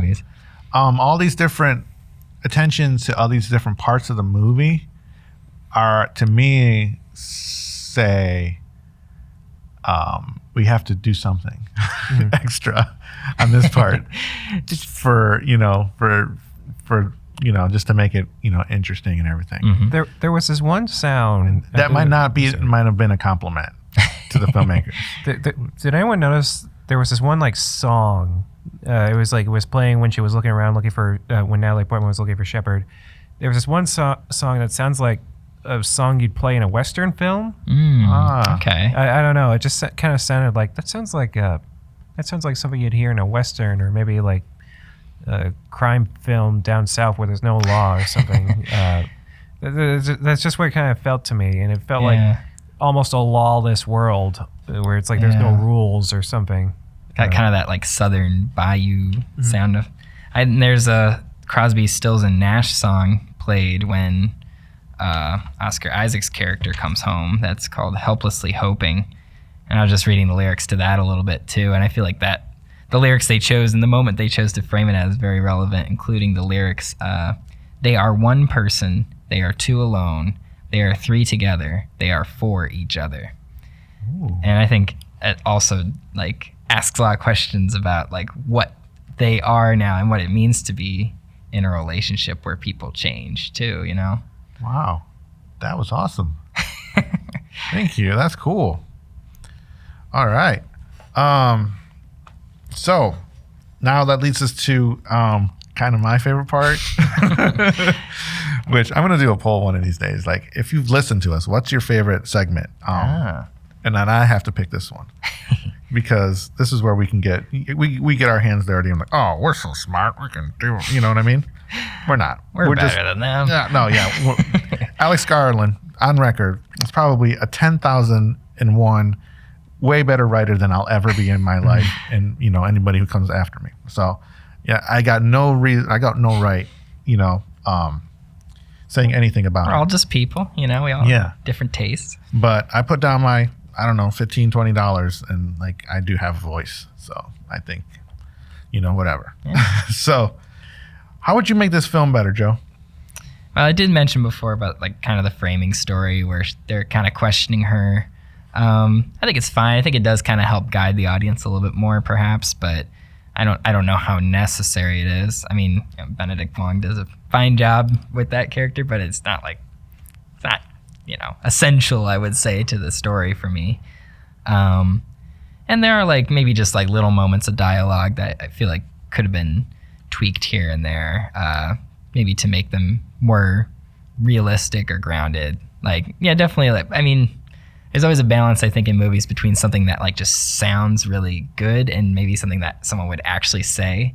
And I really love when dialogue kind of balances that line where it's kind of profound, but it also doesn't sound like something that a real person. Right. And occasionally, sometimes it dips into like, it's a little literary sometimes where like someone will say something where it's like, I don't think a real person would quite phrase it like that, but I appreciate what is being said. So I'm easy to overlook that personally. Nice. You're nice to the filmmakers. That's pretty cool. But it's also a movie that I love, so it's easier for me to be easier on the movie, I think. True. That's a good point. Yeah, that's a good point as well. Roger, how would you make this movie perfect? Because no movie's perfect, but you can have the power to make it perfect. What would you do? Well, it's hard to try and change a film like this that is so vague, and it's probably the director's vision. But certain things I noticed where it's like when they fell asleep after walking I just in. want to say something, Raj. You're not bringing the Battlefield Earth vibe. Like, oh yeah, no. Is this film not with Battlefield Earth? Because I don't hate this film. I'm almost indifferent. I'm almost indifferent towards this film. But I just don't feel the energy with this film that you had with Battlefield Earth. With Battlefield Earth, it's like, okay, you did this wrong, because it's very clear what they did wrong. Here, it's almost hard to say what they did wrong or right. It's just like there's so many things, but I can only look at it from certain plot elements. It's like it's pretty convenient that when they entered, they all fell asleep, and they never did that again. Yeah. Maybe you could do that. Maybe you could add into more like the paranoia aspect of it, because you hear it's like, oh, you were gone for 4 months, and it's just like, how do we never really kind of get a feel of that. Yeah, I've thought about that scene because, like, yeah, it is a little like it doesn't track, I think, quite as well as some of the other ones. And I guess the best explanation I can think for it is that like having them be disoriented right from the start is just a way to like kind of show the audience what you're in for. Like right from the start, like they are already like don't know what time it is or where they are. But yeah, I get that it doesn't necessarily. That probably has a looser explanation than a lot of the other stuff that happens. Camera batteries don't last that long. That is something. It's like you write that a year or so, and it's just like they wouldn't last that long. They would have gone out. Like I have my own laptop. Like I don't use it for a couple of weeks and it's dead. Those camera lasted months, and they were. It's like, oh, they're at the red bar. It's just like they're about to go out. It's just like, no, it would be dead. But in terms of that, maybe have the actors just perk up just a little bit or something. Like when she was asking about her husband, it's like, oh, what happened to my husband? Where is he? It's just like maybe she should be a bit more hysterical, because this whole thing is just like, what the hell? Maybe everyone's depressed. And maybe it's the big depression film, like, because her husband's missing, and I mean that's hard.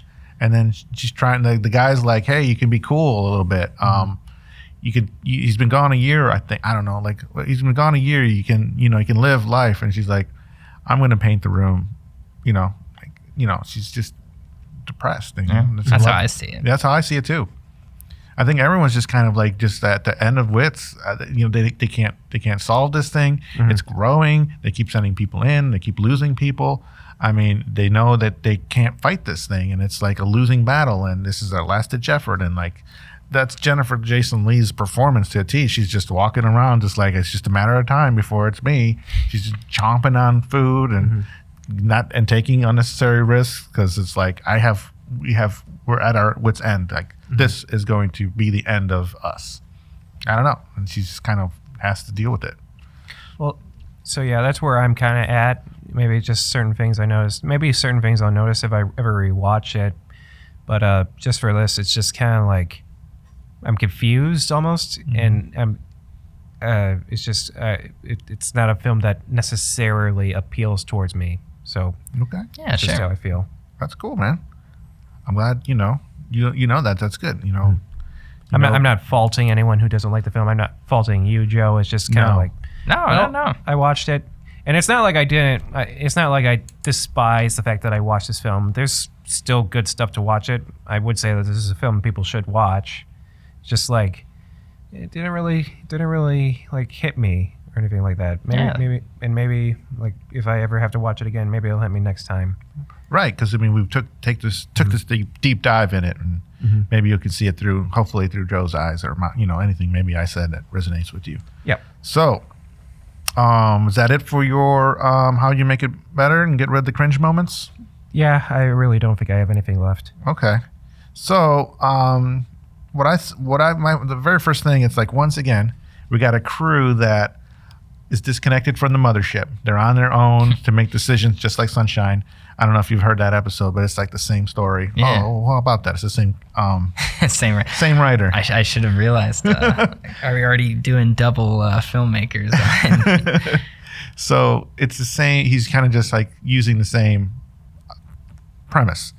They're on their own. They're making their own decisions. They don't have anybody to make the rational decisions. So it's like, okay, what they're going to do. They're going to follow their instincts and their hearts, and you know what I mean, and their training and whatnot.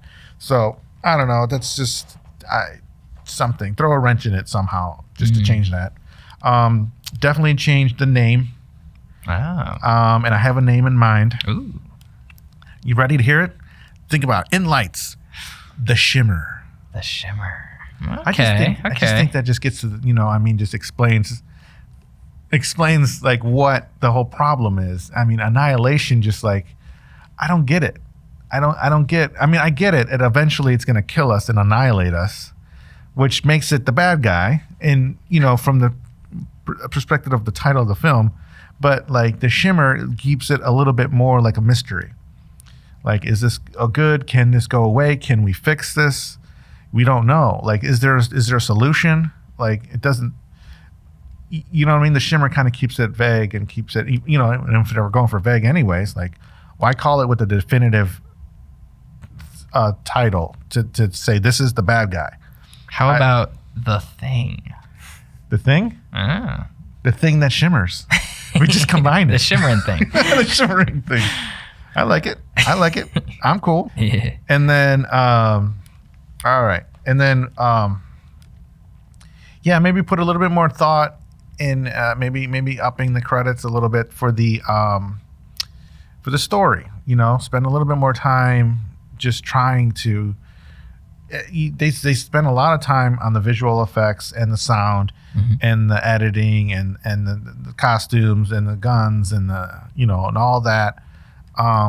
But I think what they really needed to spend the money on was on the screenplay and rewrites and getting more people's eyeballs on it. I don't know how this guy works, but does he kind of like, the screenplay's mine, I control it.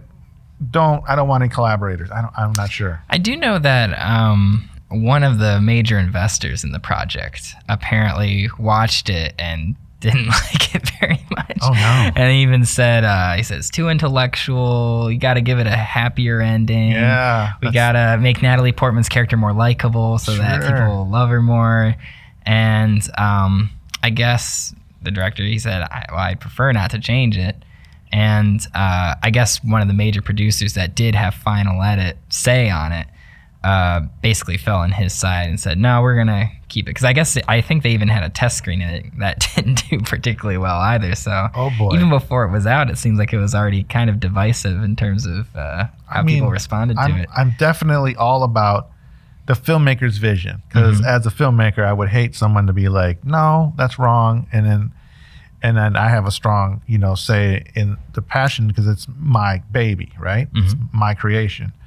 And who's to tell you, who are you to tell me that my creation is wrong, right? But like in the facts of like the business people, the investor, right? That's the money. That's the guy, he wants a return on his investment. And he was hoping that like, hey, these guys have a proven track record. And I'm trying to set my family up for the future, right? And future prosperity. And he's looking at just getting his money back plus some interest for them using the money to get the film made. So I see that side as well, because if you do these things, those simple things that you said, make Natalie Portman more likable, a better ending, happy ending, people are going to leave the theater happy, which is ultimately, like, if you learn anything in film school, like, they try to teach you that as like, that's like one of the ways you should end a film is happy endings, no matter what your character goes through. You throw him through the ringer, but at the end of the day, he better, like, come through, because the person watching the film is going to live vicariously through that person, and you want that person to be happy at the end of the day, and that leads to maybe repeat watches and more money in the bank. But I think the defense they used at the time was they said, quote, "No, we want to make this for Joe." That's fine. Yeah, Joe, wherever you're out there. No, but This yeah, one's for you, pal. I don't disagree that if they had implemented some of those changes, maybe it would have been more successful, Sure. financially. But yeah, I guess you can't change the past. Yeah, but so I was watching the film too, and I'm like, the person, like the evil corporation in charge again, and it's Jennifer Jason Leigh. She's the character, right? That's going to be the leader, and I was like, wow, she's not making a stretch from The Hateful Eight. I mean, you know what I mean? Like, it's the same character, same tone of voice, same, like, everything. Sure. Almost. She's just wearing more modern clothes, but she's still a little bit unlikable. Yeah. So to me, it's like, maybe someone You want a little more likable leader. Yeah, maybe. Okay. Yeah, I guess so. Someone more that I'd be, wanting to follow, as opposed to someone who's, I don't know, not as, someone who's not as thoughtful of the whole team, I guess. I don't know.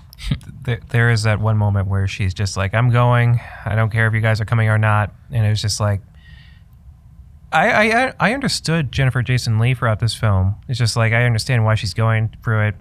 She sent so many people to their deaths, essentially. Yeah. For it. And it's just like, I have to know what's in there. I have to know what's at that lighthouse. And I think at first she's willing to do that with the team, but then her own, desire to know and eventually takes over, I think. The moment everyone's just like going, I don't want to go anymore. She's just like, I don't care. I don't care if you're coming or not. I have to go there. Yeah. Like, I understood her character.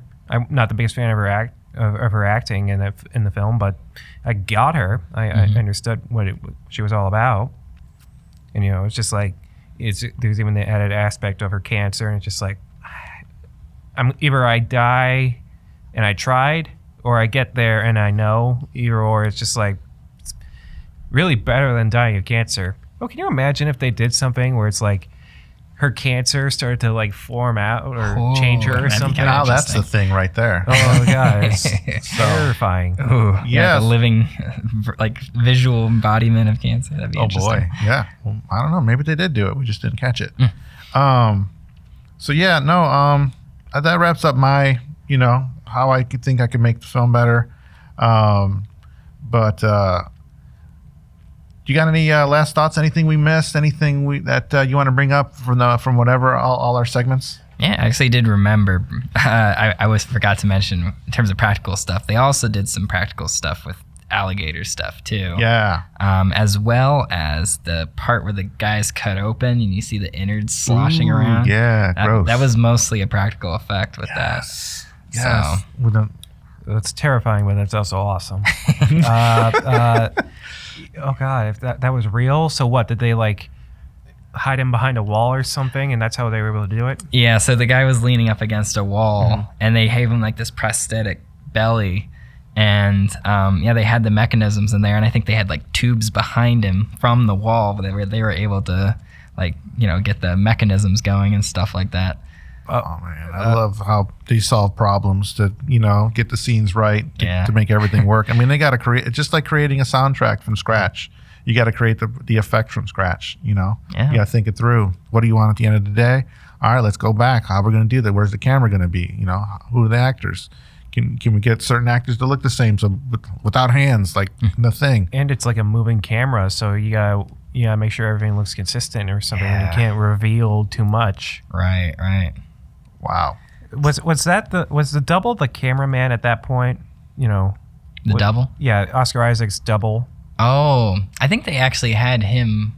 I don't know. Yeah, that's a good question. Did they have him holding the camera? I think they did. I think they had him actually holding a camera for that, but they must have probably had to guide him through to make sure he didn't ruin it. What I'm saying is like it's like at that point, is the cameraman not like one of the operatives? Is that just supposed to be that his double? Is that supposed to be? Oh, you mean like the alien? Yeah, is the alien supposed to be the cameraman at that point? I think by that point, no. I don't think it's till that he reaches the lighthouse.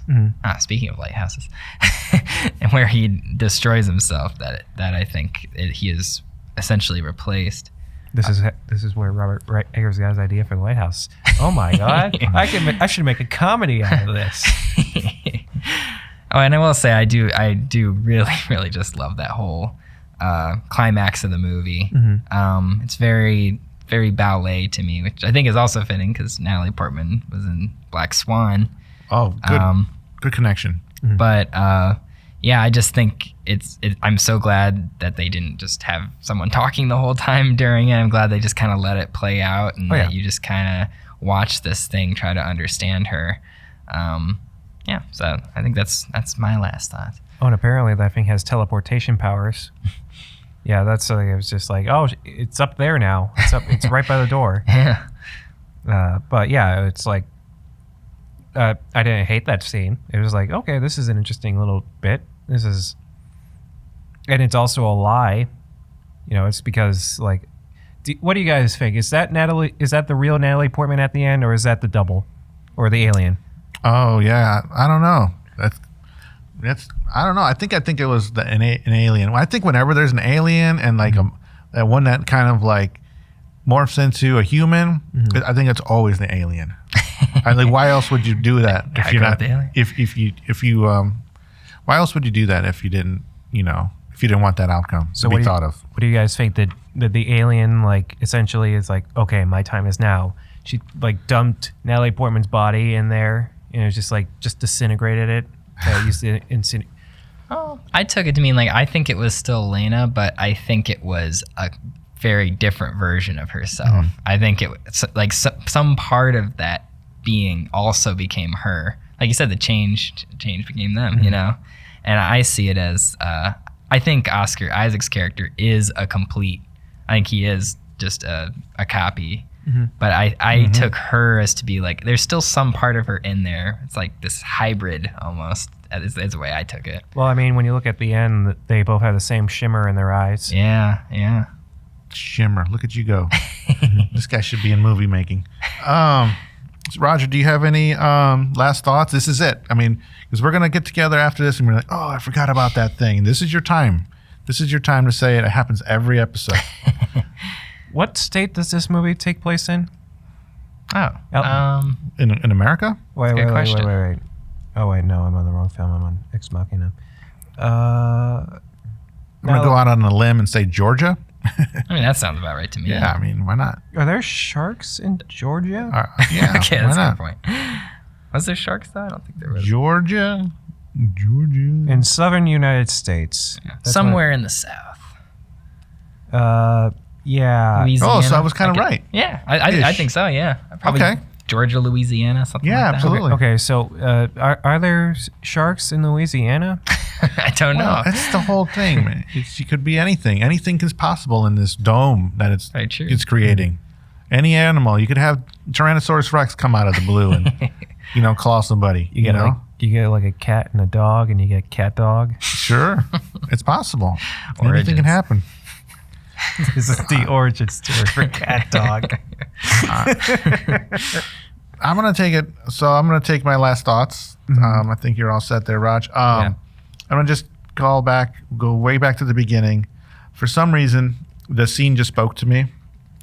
Is when they're kind of like, the group is forming for the first time and they're hanging out on the balcony. And they're kind of like looking at the inevitable, just sitting there right in front of their eyes, and they're like the calm before the storm, right? Exactly. It's what it is. Yeah, totally. Calm before the storm, and they're they've got a base set up right there, and I mean that's how slow it moves or whatnot, that they could set up a whole base operations and just kind of like just sit there and just look at it and like that's our destiny right in front of us, and you're just kind of, taking a breath and getting to know each other and finding out, who does what or whatever, and finding some, I don't know, backstories maybe. But I don't know, and just the inevitable is just like right in front of them, and it's nothing, you would think it would be a quick thing. I don't know, but here's like this just mass that's just forming, and it's just a matter of time, and you can see it coming, and it's I don't know, it's a little bit like just depressive. It's just it's depressing, just to see it and be there and like not be able to do anything to stop it, which maybe could be the whole cancer thing. Yeah, there you go. Yeah, it's like when a meteorite hits the Earth and there's like that whole like aftershock and everything. It's just like this huge like debris and everything flying towards you. It's like the slowest version of that ever. Yeah. Reminds me of Austin Powers when the guy gets run over by the steamroller and he's like, no. I admit, I didn't expect Austin Powers to come up in this particular episode. Yeah, we Not the first time we mentioned it, right? maybe. Yeah. There was, but something did pop to mind. Everyone has to go through the trees, right? Uh-huh. Why don't they just go over to the beach? Just walk there. Like, why didn't they just go to the exterior where it's like the beach is at? Yeah. Just go there. I don't know. I Life's a remember beach. I don't know. they said something. There was an explanation, like a one-way, like little throwaway line, but I don't remember what the reason was. Because their way of getting out is just to follow a beach. Right. So why wasn't their idea to just go through the beach? Start at the beach. I don't remember. Maybe the explanation is there, but it just feels like, that's weird. It is pretty weird. So the whole movie's weird, but weird in a good way. Weird that stimulates the mind. Weird that stimulates, thoughts and everything. And This movie should have been called Weird. Shimmer, weird. Shimmer. But other movies that it brings up in your, as you see this, other movies we've talked about a bunch. But Joe, if you were to recommend this film, and they love this film, they're like, Joe, we love this film. Hook me up with more of these films, Joe. You are my, Annihilation type film guy. What else would you send your friend to watch? Well, if they haven't seen Ex Machina, they would probably also like that movie. Sure. And if they like Ex Machina, they'd probably like watching Black Mirror. Oh, very good. But I prefer this movie to Ex Machina personally. But and another movie that kind of captures that sort of like steeliness of this movie and even more so, I would say, is the movie Under the Skin. Yes. My number one. There you go. Yes, that's another one where you're meeting an alien life form, essentially, who has a very kind of neutral, cold reaction to humanity. And I think that one's a really good one. Absolutely. Roger, was that what was? Yeah. Yep. Roger, do you have any other movies that you would recommend if people like Annihilation? There are there's one I need to find, but the ones I have so far are Shin Godzilla, because that's a whole story about like creation, evolution, change, and things like that. And I'd also say the works of H.P. Lovecraft. Just know that, oh boy, was Lovecraft racist. Just oh my God. Did not age well all the time. Just the name of his cat. Oh my God. But there's one more I gotta find. It's a weird one, but well, can I can go and then I'll give you some time. Yeah. So obviously Under the Skin, it was my number one choice. I think it's got that same type of like alien, like you said. It's just doing its thing. Mm-hmm. What it does is it shapeshifts into people. Very beautiful people. I'm going to say it. And I don't know, like that one is just like the whole, like the world, like is empty of something. There's some emptiness in that film. That kind of has the same feeling in Annihilation. There's something going on with like emotion is kind of like not, it's kind of not muted. present. Yeah. So definitely Ex Machina, only because the Alex Garland connection and anything he's written. Sunshine as well, because of the crew, has to make the decisions and being cut off from, the mothership or home base or whatnot. And then if you like the whole kind of like plant life, kind of like doing its thing and trying to like be and live and kind of protect itself in a way, check out The Happening with Mark Wahlberg. For some reason, that movie intrigues me. Just thinking about the idea of plants, revenge against humans or something. Like, I don't know. It's just that movie. I know it's a little, the premise is kind of awkward or weird, but man, I catch that movie and it's like, it's something about it just keeps me like, this could happen. By that extension, could you recommend Little Shop of Horrors? I just wrote that down. Absolutely. Plants versus people. Little Shop of Horrors. Yeah, that definitely, all right, scratch that one too. And if you like Natalie Portman's performance in this, definitely check her out in V for Vendetta, which is in Black Swan, of course. I mean, if that's which is so V for Vendetta, she's it's kind of another sci-fi film-ish type of movie, maybe. I don't know. I guess I don't know, action adventure-ish type movie. She's more likable in that. I don't know. I check her out in the Lonely Island videos where she's the she's the boss. I'm not going to spoil that because just watch part 1, part 2, which makes me like her as a person. When she goes and does something completely random like that and totally takes it as seriously as she did in this performance. You know what I mean? Yeah. So I gotta love someone who does that kind of stuff, and I applaud that. Plants that kind of like walk around and do stuff, crazy stuff. Swamp Thing comes to mind, and Groot. So Guardians of the Galaxy type of stuff.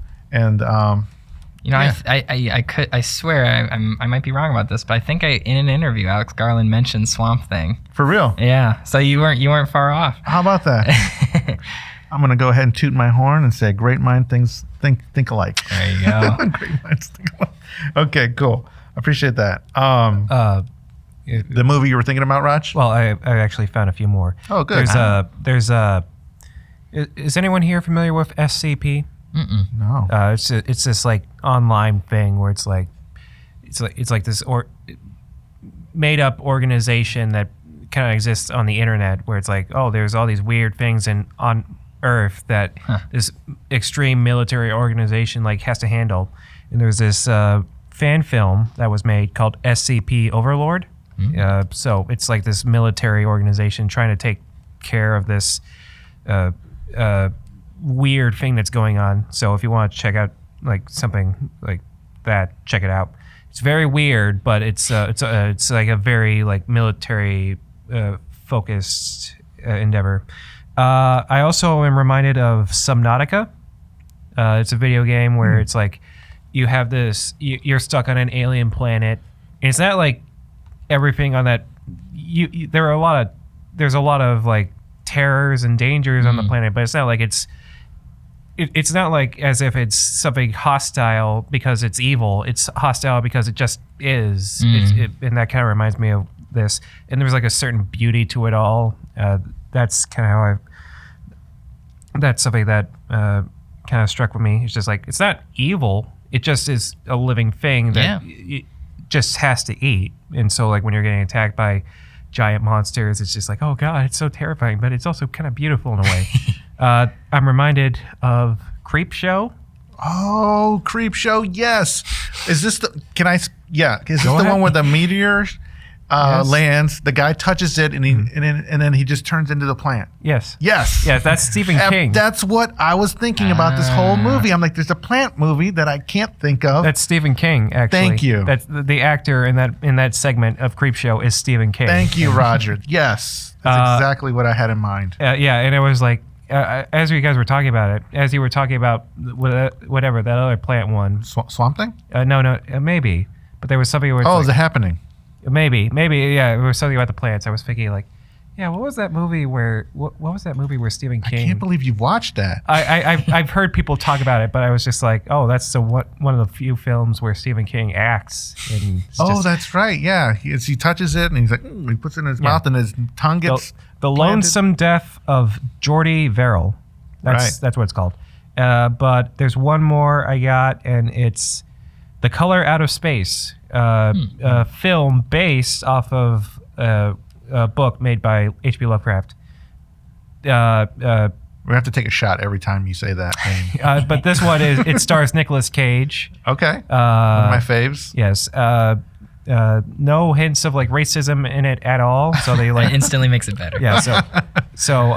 But it's very much like this weird color, like meteoroid just lands in space and just starts changing the environment, and it's very much kind of is similar to this in regards of like just everything's getting changed. People are losing their minds. Nick Cage channels his performance from Vampire's Kiss in the film, and so it's wonderful to see. Oh, that sounds fun. Oh, it's very fun movie, but it's also like the what is happening, what is going on? Oh my god, this is so crazy kind of feeling. Directed by there was a one second, let me look up this director. One thing, did I mention WandaVision? Oh, no, you didn't? Yeah, you did not. WandaVision, because there's something similar. I don't want to spoil the whole TV show. I thought it was all spoiler free. Yeah, it was. TV Go shows. ahead. I make some exceptions. There's something similar to the Shimmer. Yeah, In you're WandaVision. right. Oh yeah, I get what you mean. So check that one out. The director is Richard Stanley, and Richard Stanley has had a very weird career. He was supposed to direct the Island of Dr. Moreau movie, but he got kicked out. There's a great story about the making of the Island of Dr. Moreau. He was supposed to direct it, but everything was getting out of hand. Marlon Brando and Val Kilmer, where their egos were at the top of extreme. Was Val Kilmer coming off The Saint? Maybe. That was one of my favorite HBO movies to watch over and over and over again. I haven't seen the Val documentary yet. I hear it's great, though. Oh, for real? Yeah, Oh, have you yeah. I seen gotta it? check that out too. But yeah, this whole movie is just one weird what taking influence from HBO Lovecraft's other works. Shot. But it's there's a lot of his elements in there, and a lot of quotes taken from the book and everything. Very, very, very unique experience, and I'd say it's worth watching. Cool. Excellent. All right, so this is our final segment. What are you watching today that might have influenced your recent watch of Annihilation? That's a good question. Stuff I've been watching lately is I rewatched Terminator recently. The first And- one? Yeah, the original. cool. I don't know if that affected how I interpreted this movie, but I watched it recently. Yeah, no, yeah. And also, I've been watching a lot of there's this French director named Agnes Varda, and I just watched her first movie, La Pointe Courte. So it's kind of like the first French New Wave movie, really. It was back in 1955, and it was really good. I love going to in history and finding some lost hidden gems. Yeah, like she made it on like probably the equivalent of like $14,000 or something like that. Like it was a real cheap movie, but very influential as it ripples through time. But I don't know how either of those influenced. Sure, my no, opinion of it may Annihilation, or may but- not have. Like what do you watch? What have you watched like recently in the last month, last week, couple days that you recommend that people check out? Both of those movies are great. Very different movies, but Absolutely, yeah. Roger, what's been on your palate lately? Well, recently because we watched The Fifth Element, I decided to watch Leon the Professional. Oh, very and cool. That was it's another odd one, but it's more, I think, it's more accessible. Did you like Gary Oldman's performance in that one? I thought it was good. I love it. Yeah. Though, like some Over of the top? some of the stuff with Natalie Portman is weird. Yes. Yeah. Absolutely. It is very. But also, I started watching Jessica Jones, a Netflix Marvel TV show. I've been enjoying that. I mean, I just watched episode 1, but like I'm getting back into it, and I remember enjoying season 1 a lot. And I don't have much left that I've been watching. So, Lito? Okay. I went back and I watched Fight Club. So once again, I took my Gen X pill and got recentered. Lito, I gotta stop you there. We gotta stop talking about it. You know the number 1 rule. Oh yeah, thanks. What's the number 1 rule? Oh, okay. I thought you meant him talking about being Gen X. No, it's Gen X, like chicken soup for the soul for Gen Xers, honestly. So it's just we are the all worthless crap of the world, robbed by our mothers, like raised by our mothers. Or you are not special. Like I'm like, this movie just I love it. Very nihilistic. Very nihilistic. Very like, I just love the idea that Ed Norton is just he's just lost it, and he's creating these underground fight clubs all over the United States. I thought you loved happy endings. It was a happy ending. Yeah. Him and it. What's his name? Brad Pitt? No, not Brad Pitt. His female lead, Marla. Let me look it up. I think it's Marla, and him and Marla like are together watching the destruction of the creditors, and like I think it's cool. And I think I really like focused in on the love story in this time. You know what I mean? And really like watched it knowing that he's Brad Pitt the whole time. And I really saw how they fooled you a lot until the very end. They Sixth Sense do really. I don't know. Some people say it hasn't aged well. I think maybe more like strict film people. I don't know, maybe dialogue. I don't know. But to me, it takes me right back to when I was in my early 20s or whatnot. So another film that I've been watching, 2 documentaries. Siempre Luis, which is like Always Luis, and it's about Luis Manuel Miranda's father. Oh yeah. And how he wants to bring Hamilton to Puerto Rico after the Hurricane Maria, destruction. Yeah, and he wants to bring I remember that. Right, he wants to bring the production to the island to raise money and raise to help rebuild the island because it was annihilated. How about that? By hurricane, which devastated everything, and we were very as a Puerto Rican myself. Yeah. It was great to see someone take that on, and it was very inspiring film for me personally because I think people behind it were all Hispanic, and I just love seeing more filmmakers of that of that country, of my country kind of emerge and say, hey, we've got point of views, and we got voices, and we've got things to say, and we do things too. Yeah, that's wonderful. So that was cool to see. And then I watched this because of this recent crisis in the Ukraine and in Russia. I checked out that documentary, Winter on Fire, 2015 film. It's about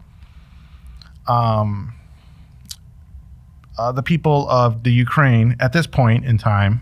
They've had several things happen recently, but at this point in time, there was a big change between kind of like being part of Russia or being part of the EU and like the West, because they're very much on the border.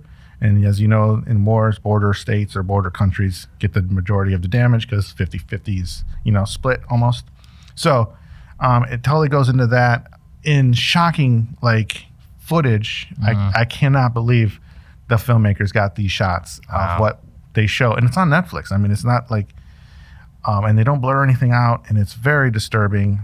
It could happen anywhere. Yeah. It's in our lifetime. This is recent history, like people fighting to power to the people story, big time.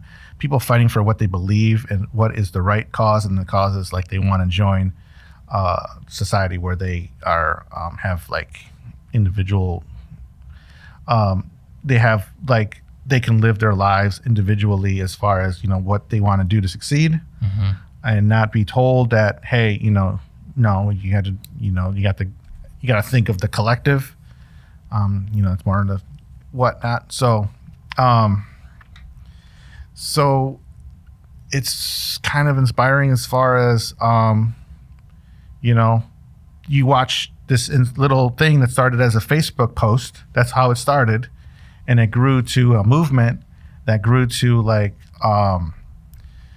occupying like a spot in the town, and then the police are coming, and it's just a battle of attrition. Is the state gonna win, or are the people gonna just not give in? And I can't believe this happened in our lifetime. So, and they document it all. So definitely check that out if you get any, because they're very relevant to today, because another thing is happening there. And then a little lighter note, the woman in the house across the street from the girl in the window, I watched it and I'm like, is this what is I'm like, I didn't take it as a comedy. I didn't know it was a comedy when I was watching it. I thought it was like a real Well, if a title like that, how could you ever figure it was anything else? I don't know. I didn't. It totally I've heard it's very subtle though, right? Like it's not like in your face comedy slapstick. No, anything, right? it's very subtle. Like the wine goes all the way up to the top of the glass, and there's like corks, like this whole gigantic bowl with just like the wine corks just like overthrown and just like overflowing, and it's not over the top, and it's Kristen Bell is like hilarious. She's one of my favorites too, so it's good. Yeah, I haven't heard of this. Is this like a British comedy or no? This is I think American. It's on Netflix. Okay. I don't know, like how Netflix does things. Like, hey, if you like this, I must have watched something that they thought this was cool and they thought I would like, and they totally got it. Like, totally liked it. And can I? Are you still going, Lito?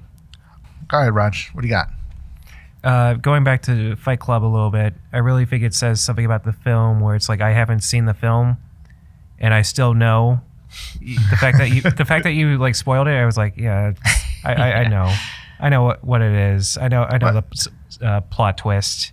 Okay. Yeah, it's just like it has that reputation. Yeah, one day I'll see it. And you have to have someone here bring it. I don't know if it's. I guess that wouldn't be sci-fi. That's not sci-fi, but it's like something I'll see one of these days. I wonder, is there any like medications you could take to like make you forget and just make you go like, oh, what's this? Is this a movie? I could go into it blind. You can't go into many old movies these days blind. Oh yeah. Also, Smiling Friends, one of my favorite comedies to come out this year, is now available on HBO Max. Check it out. Smiling Friends. There it is. Okay, great. So we're going to wrap this up. Joe Kowalski, we thank you from our bottom of our hearts to, come do this, take time, away from, all your busy schedule and come chit chat with us about sci-fi films. And you brought one to the table that at the end of the day, like I really, really like it. Oh, and cool. Okay. As I always, I'm hard on these films is because I like them. Yeah. And I love them, and I want them to be more and better, and can be like shining stars of sci-fi films. But whatever, for whatever reason they it went the way they went in my eyes. Not to say that I can't. I'm not the the end all be all of anything. So yeah. But I think movies that we have mixed feelings about are the most interesting ones to talk about, because if you hate a movie, it's easy to just dunk on it. If you love a movie, it's easy to just say, well, yeah, that was good and that was good. But the movies where you look at it and say, yeah, what would I do differently? Or like that did have potential. And now, personally, this is a movie I love, but I think it was cool that you both had different opinions on it because it led to good conversation. And would you see a sequel or a remake or anything? I if it was with the same team, probably, but I don't think it needs one. I really like it as a standalone thing. It's this, just this one, like you said, Roger, earlier, like it's nice to have something that isn't just like building a franchise or something, Yeah. There's so many films. It's like, man, I really enjoyed Joker.